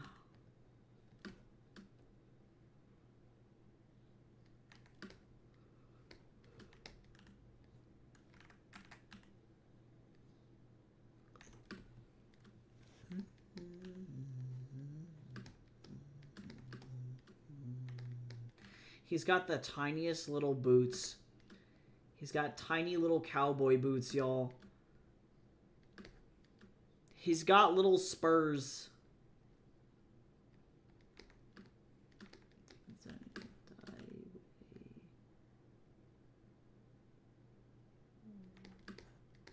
Tiny little cowboy boots. Do you think that every time this guy shows up, he goes, I'm a motherfucking goddamn cowboy. My mother was a cow and my mama was a boy. Yeah, like, I think that's what happens every time this guy comes on screen.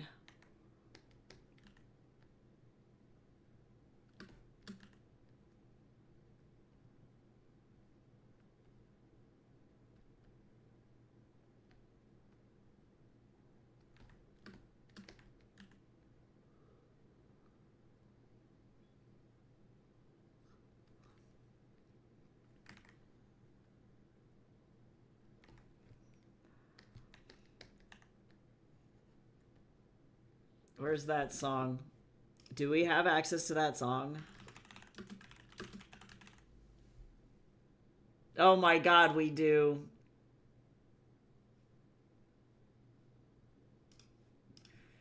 Hold on, this. Oh, never mind. This isn't that song. That's fun though. I do like this. I do like this artist though. Actually, we'll listen to this. Not what I was looking for, but I love his work.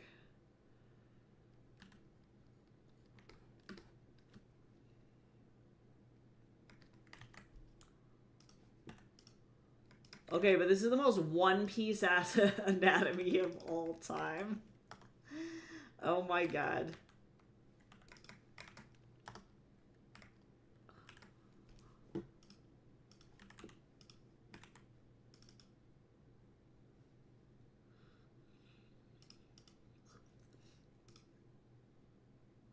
Why would you do this to be Photoshop?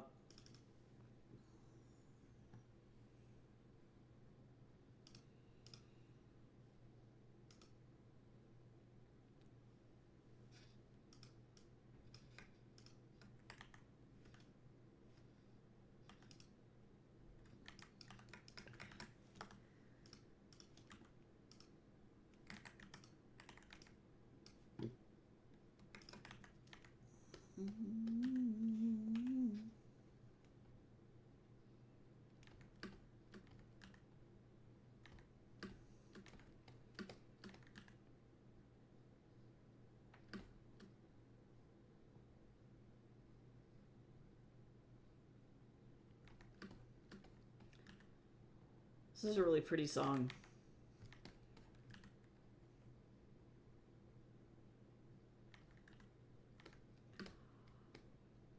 All in all, though, actually using Valerion's model for this was not a bad choice. It could have been way worse.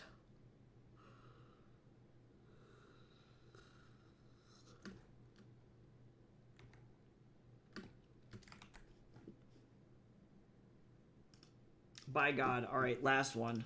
Last guy. Last guy.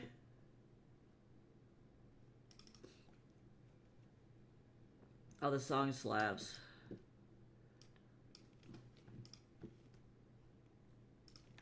Oh my god. Alright, I literally used Brady's child model for this man. I don't know what it means, but just so everybody's aware.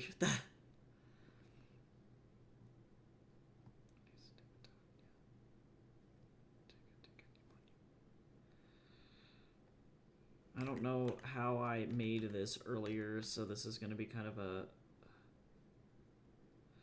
fun exercise in anatomy, because guess who was bad at anatomy before this? It was me. When I designed this character, I had no idea what was going on, so...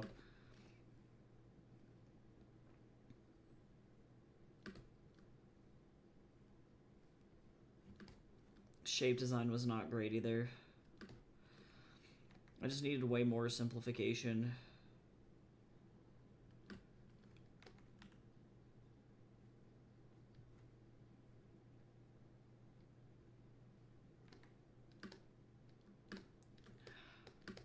He has a bear hat. I don't know why you'd wear this in like the heat of Los Angeles, but I don't claim to know. That's what this guy does with his life. He's doing his best. I don't know. This guy looks like he probably solicits people for drugs.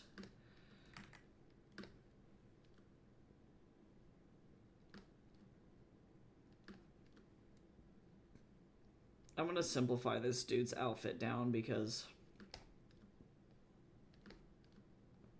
too much of a pain in the ass. I went a little bit ham with some of these character designs, not thinking about how like they need to be really simple to be drawn. I went a little bit too hardcore here. So we're gonna simplify things down.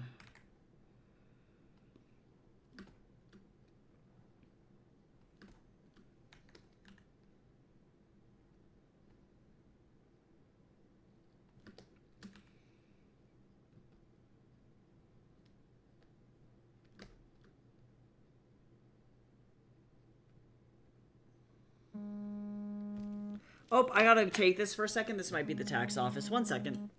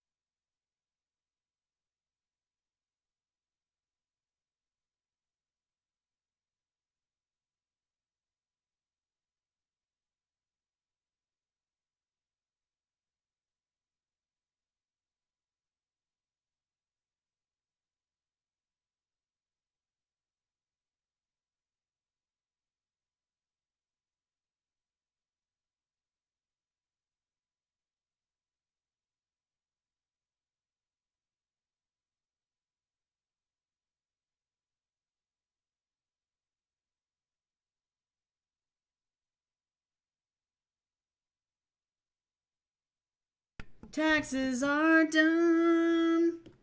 That's my song. This guy was actually very helpful. This is literally all because the cosign people did not update their fucking records with the city or the state, and so it fucked up all my tax returns. Yay, cosign!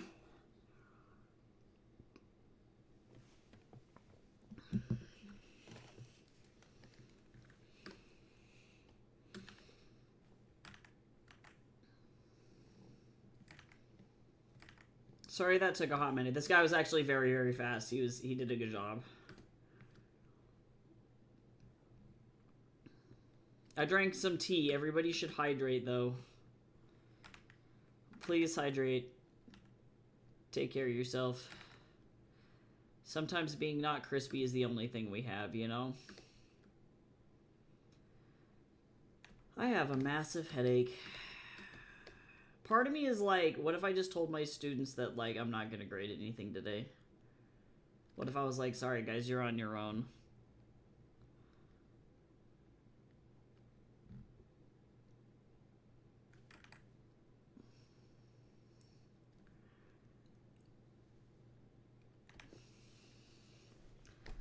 I feel like I need to go back to sleep.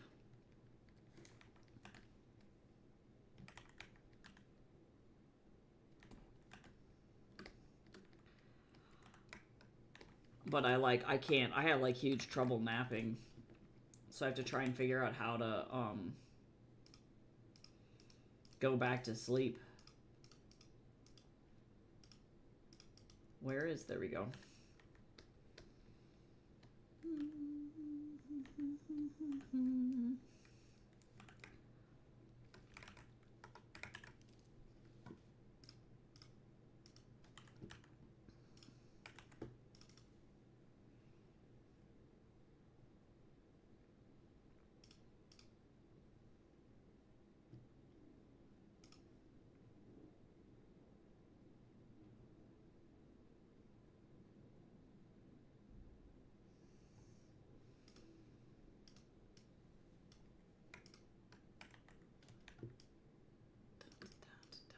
Okay, so now let's get this background in here.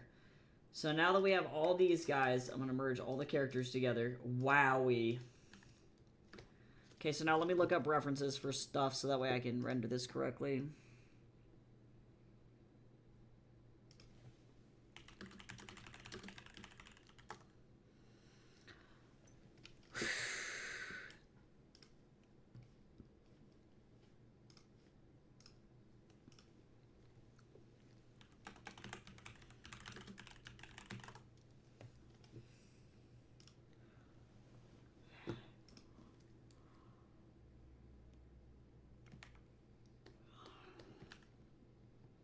All right.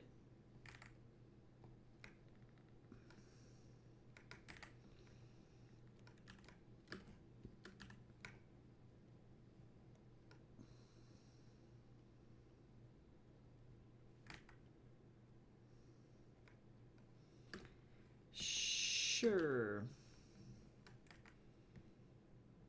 This is where the garbage truck puts its little armbies. I need to, like, cover this entire alley in, like, trash, actually. I get a moment of silence.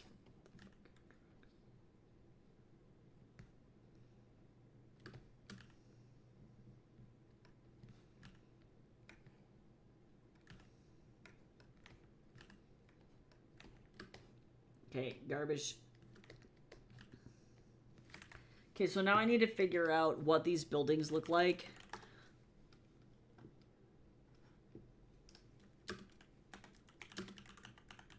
Because I need, like, a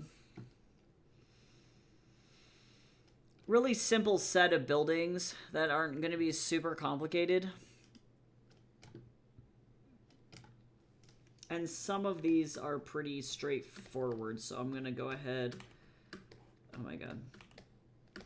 Yeah, this is literally all cosine's fault, is all that I learned. But it's Mercury retrograde, so, you know.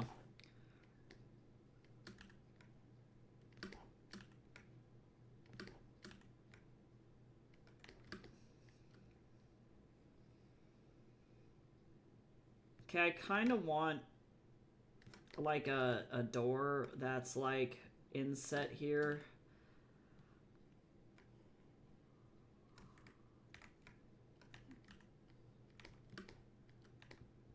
Because I want to like showcase how big this dude is, because this will actually be a pretty easy way to do so.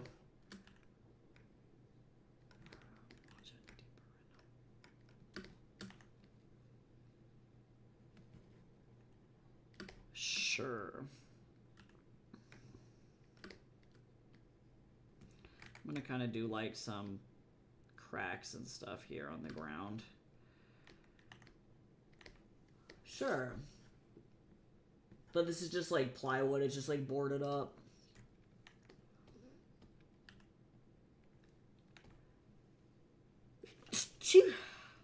Sorry, y'all.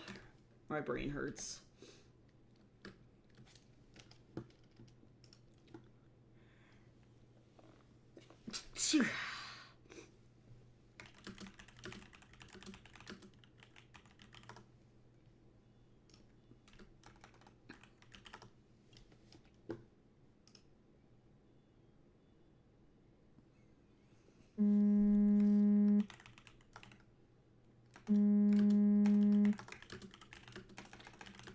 Why am I getting so many spam calls from Indiana? I don't care! I don't know you!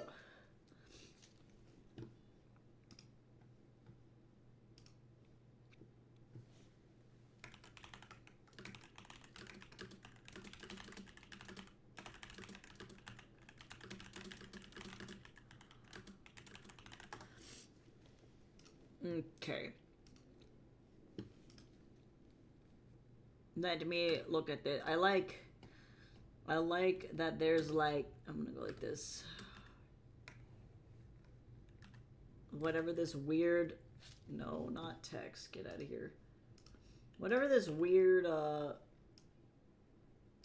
line is on this building, I don't know what this is.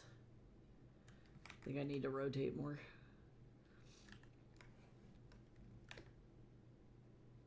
Actually, I need to rotate even more. Surprise. There we go.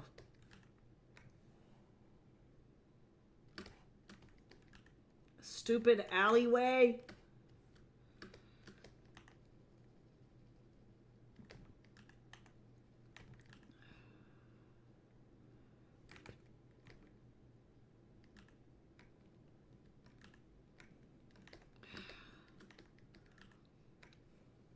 I blame this alley. I blame it with my life. I'm gonna do like, probably, oh my god. I'm gonna do like, I think I'm gonna just fade this entire thing out. Yeah. Do like a photographic sky, I think. I don't know what the, I guess this is just concrete. Hopefully people won't mind that I'm like phoning it in on this building.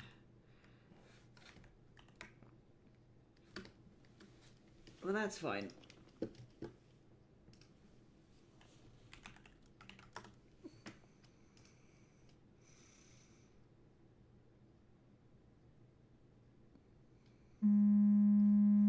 Oh my god, stop calling me, Indiana! I don't know you!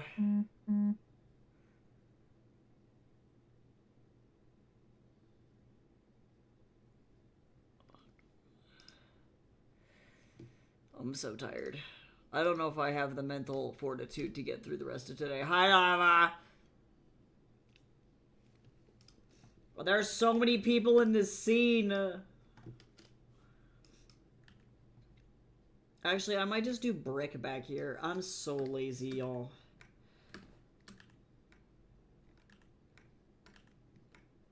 I don't care. People are like, this alley sucks. I'm gonna be like, you suck! You're a shitty alley.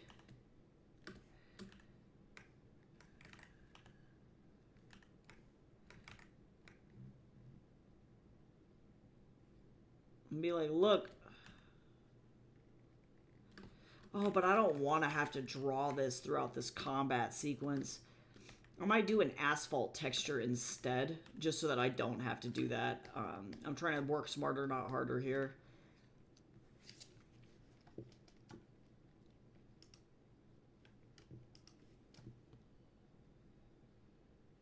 Oh, and I really don't want to draw anything super crazy complicated here. I'm going to do like a drain pipe or something. No! A drain pipe or something.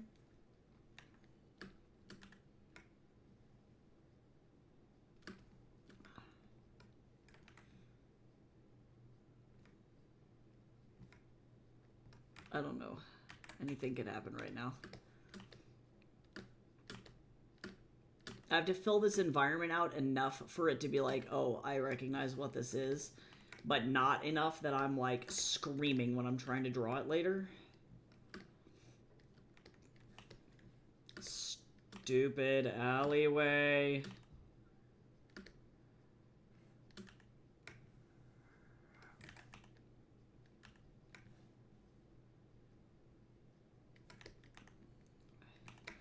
Is this perfect? No. Is this gonna be okay? Probably.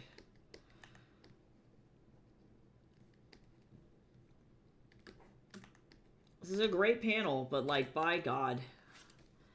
Oh, my head hurts. Why?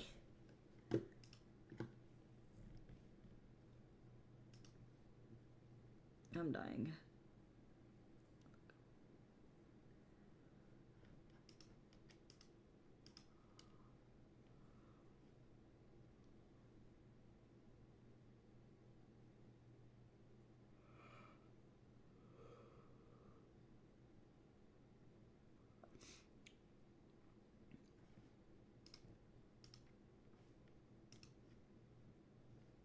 Oh, Lava, your giraffe. Your giraffe, Lava. It's so cute.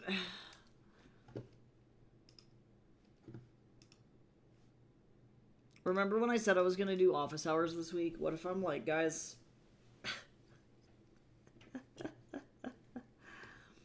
I'm like, what if I just don't? What if I just don't? Something my thoughts, I hear them crying. Feeling ghosts. Oh, damn. Them crying. Sure, that's better.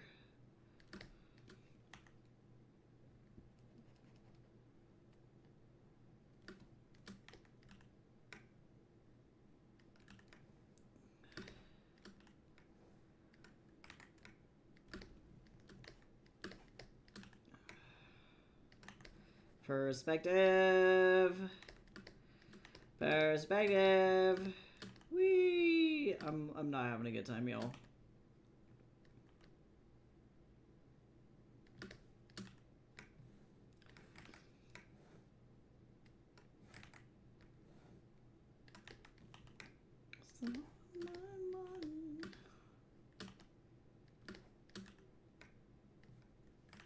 I gotta go like this, actually. Sure.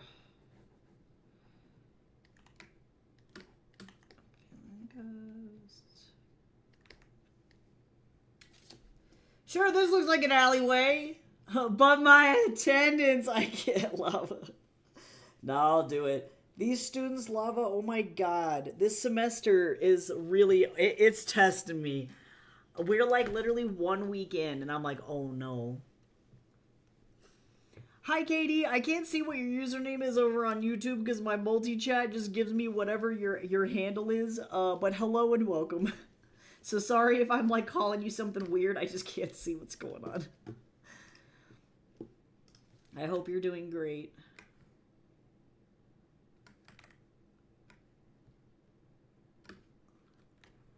Sure. Let's do like Oh, actually, look at this. This drainage pipe actually stops, like, here. Believe it or not. That's a weird thing. I guess I don't care if it just dumps out onto the street. Alleyways are weird.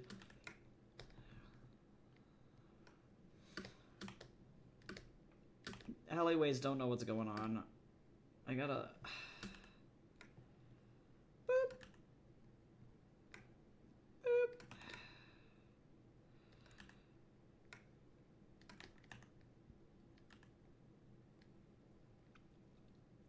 sure.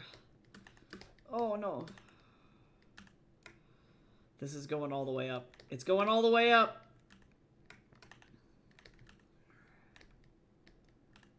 All the way. And then I'm going to do some, like... Oh, there's like a weird cable.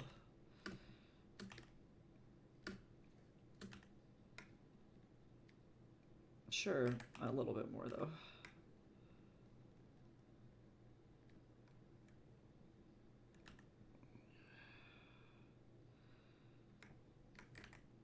Yes?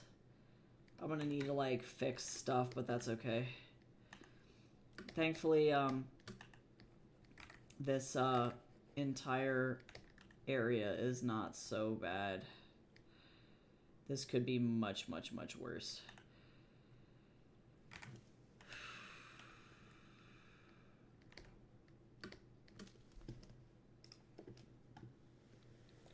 Is it really that bad? Oh, it's bad. Lava is bad. Like, people can't read. It's bad.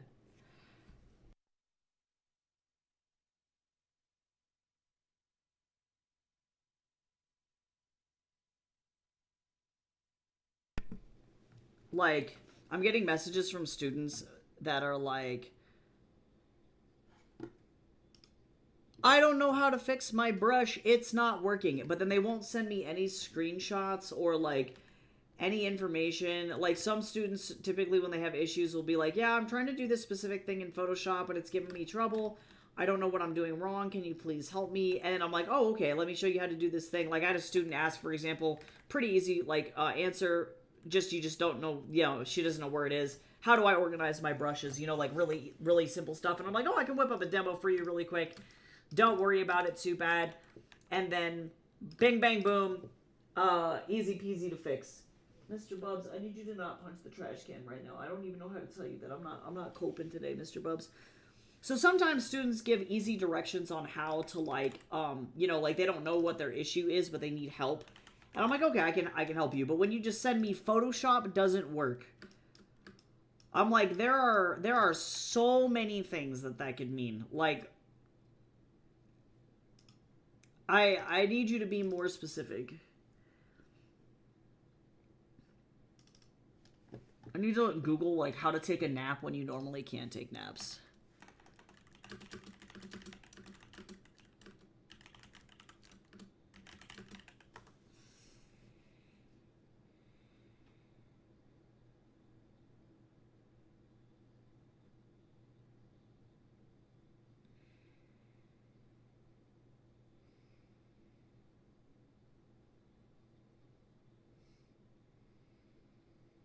I'm gonna probably try some, like, hypnosis. We'll see if I can get myself to just fucking sleep. We'll see. Okay, so it was a white background. I was trying to remember what I did on my last panel. I could not remember.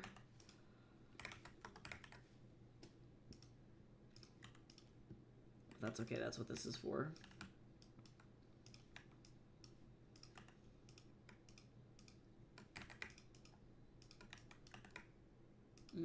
Okay.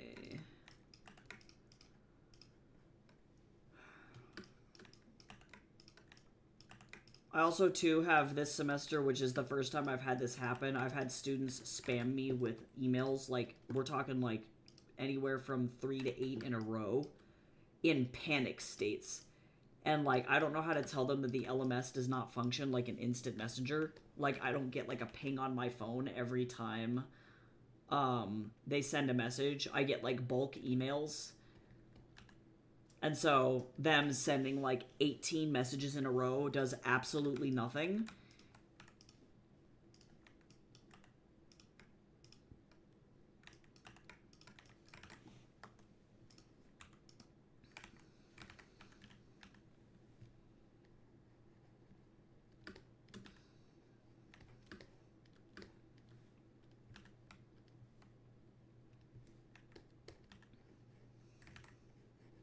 When is Mercury in retrograde over? When does that end?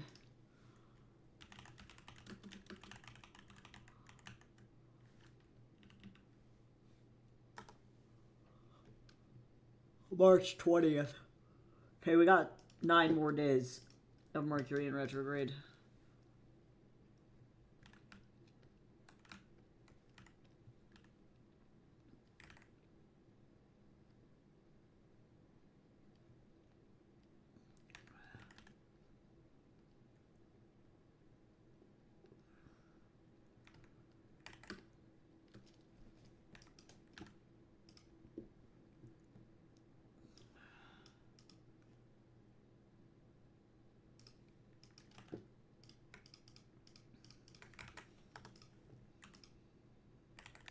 All right.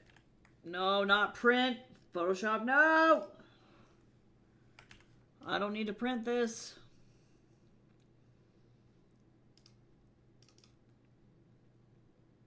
What am I looking for?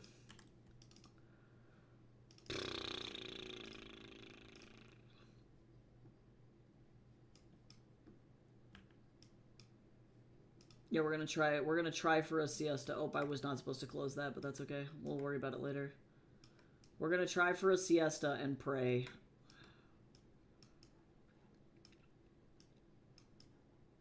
I'm gonna need to feed this cat because he's very angry.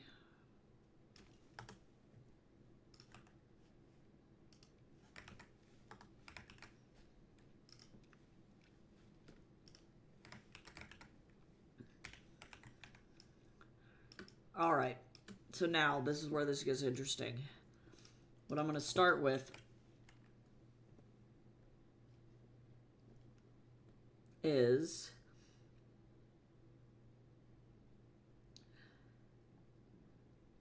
let me see here.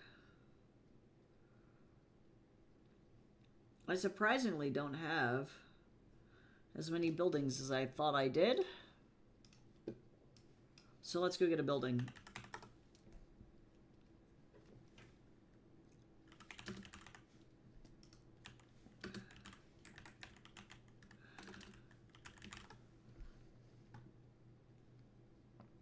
Oh yeah, this one works. This is exactly what I need. Come here, buddy.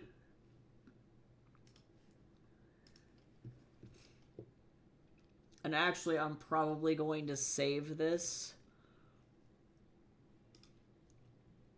because I know I'm going to need it later. I like the weird trash.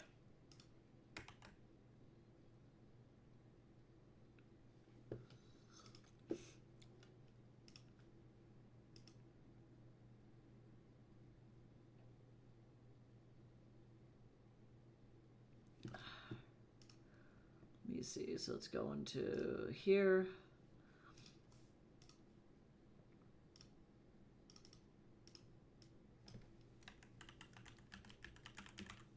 I have like alleyways during the nighttime, but none during the day. All right, sorry, hold on, guys.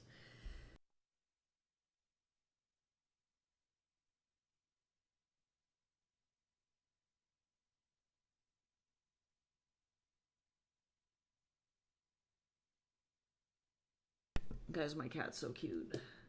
I think I'm just gonna have to probably pick this up, finish this up next time.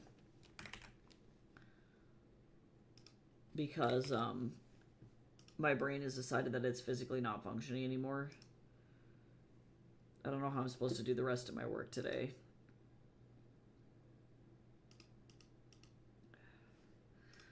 It's at like times like this where I wish I just worked like a regular administrative job. And not shit that was like super brain intensive, but alas.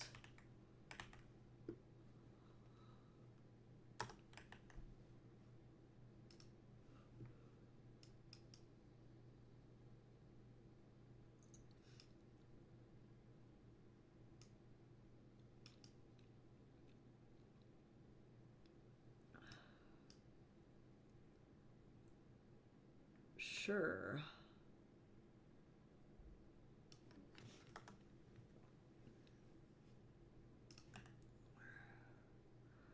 So now I'm going to use my lasso tool, and we're going to get rid of this, like this,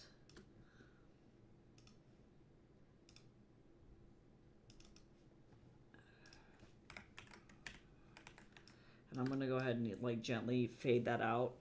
Posture check, hydrate. We got a self-care combo. Everybody sit up straight. Don't be shrimping. Drink some fluids. Give yourself a like electroshock therapy. Do what you must.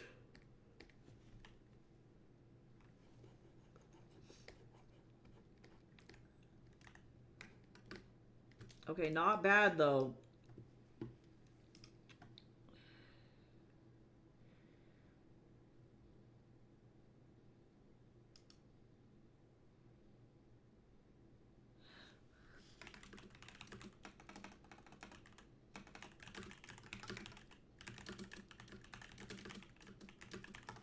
Okay, so let me figure out what kind of color. I'm like, what color do I want this alleyway?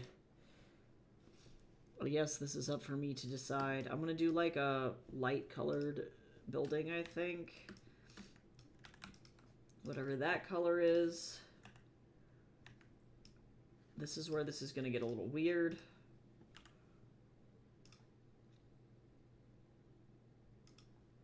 I'm gonna be erasing these things out. So I'm gonna start with this, and then we're gonna have to get kind of funky from here. Let's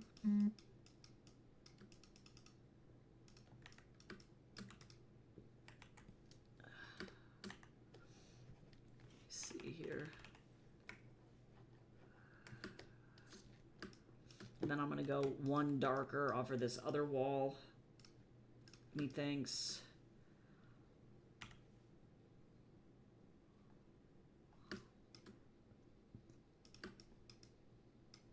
Actually, this is going to be a bad idea.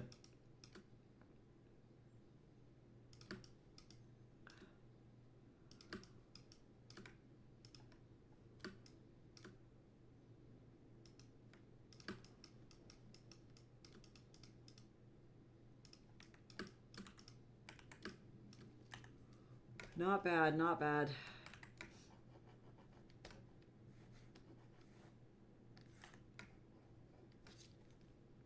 Not bad at all, Chief. All right. So I'm going to keep this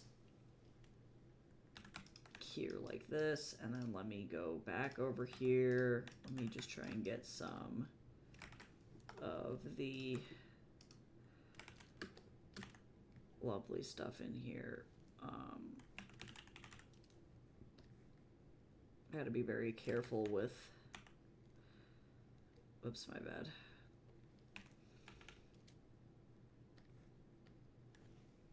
Can I maybe get done with this? That'd be crazy. I don't think so. I have a feeling of doubt deep in my butt.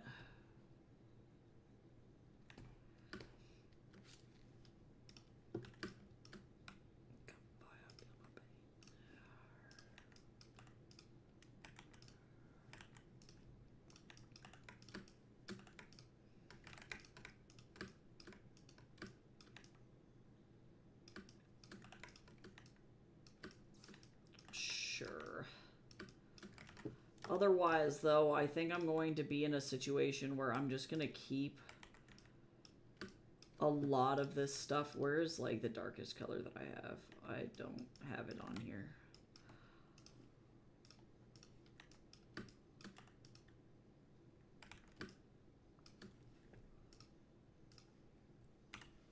I'm going to actually make this way easier for myself.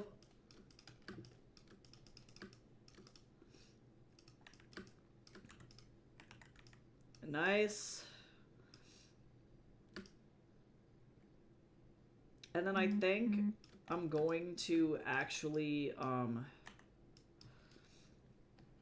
go in and shade the characters or color the characters on a different layer. Part of me wants to just like finish this, but part of me is also recognizing that like I need to take an emergency nap. I just like, it would be nice if I could like just have like one day where my body was just physically functioning. That'd be pretty cool. That'd be pretty neato. Why? God, there's so many spam calls. That's like the 4th one today. I'm so tired.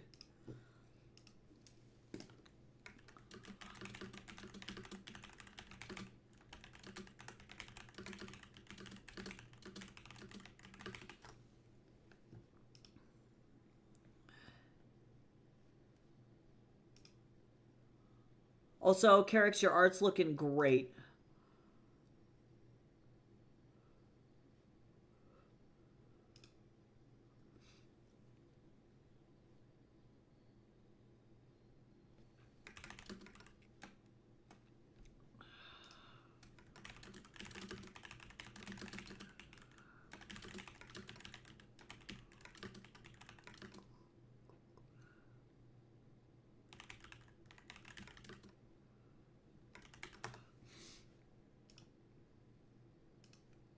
Because when I say I'm dying, who I'm dying.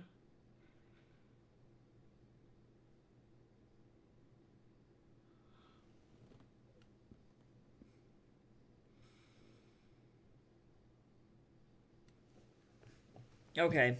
As much as I want to color these little people, I'm in a good spot here. But I think I'm gonna have to call it. I think my brain did just decide to just like give up, and I can't physically deal. So I'm gonna go try and take an emergency nap and see how that goes. Here's hoping I can actually sleep.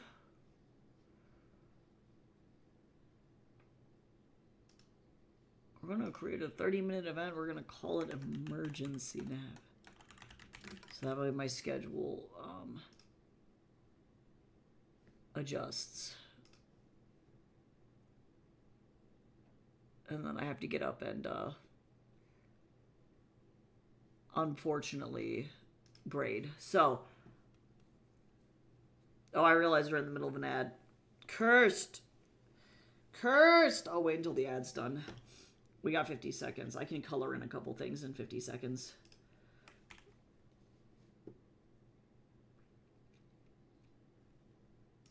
Disney Sky. Quick! 30 seconds to color. Quick.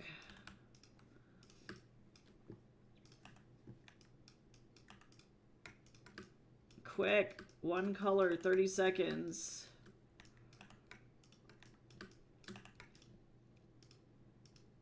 Oh, and there's like an error right there too.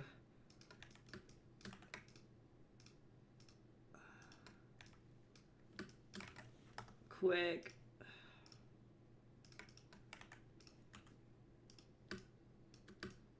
There we go. I also realized I forgot to shade this in.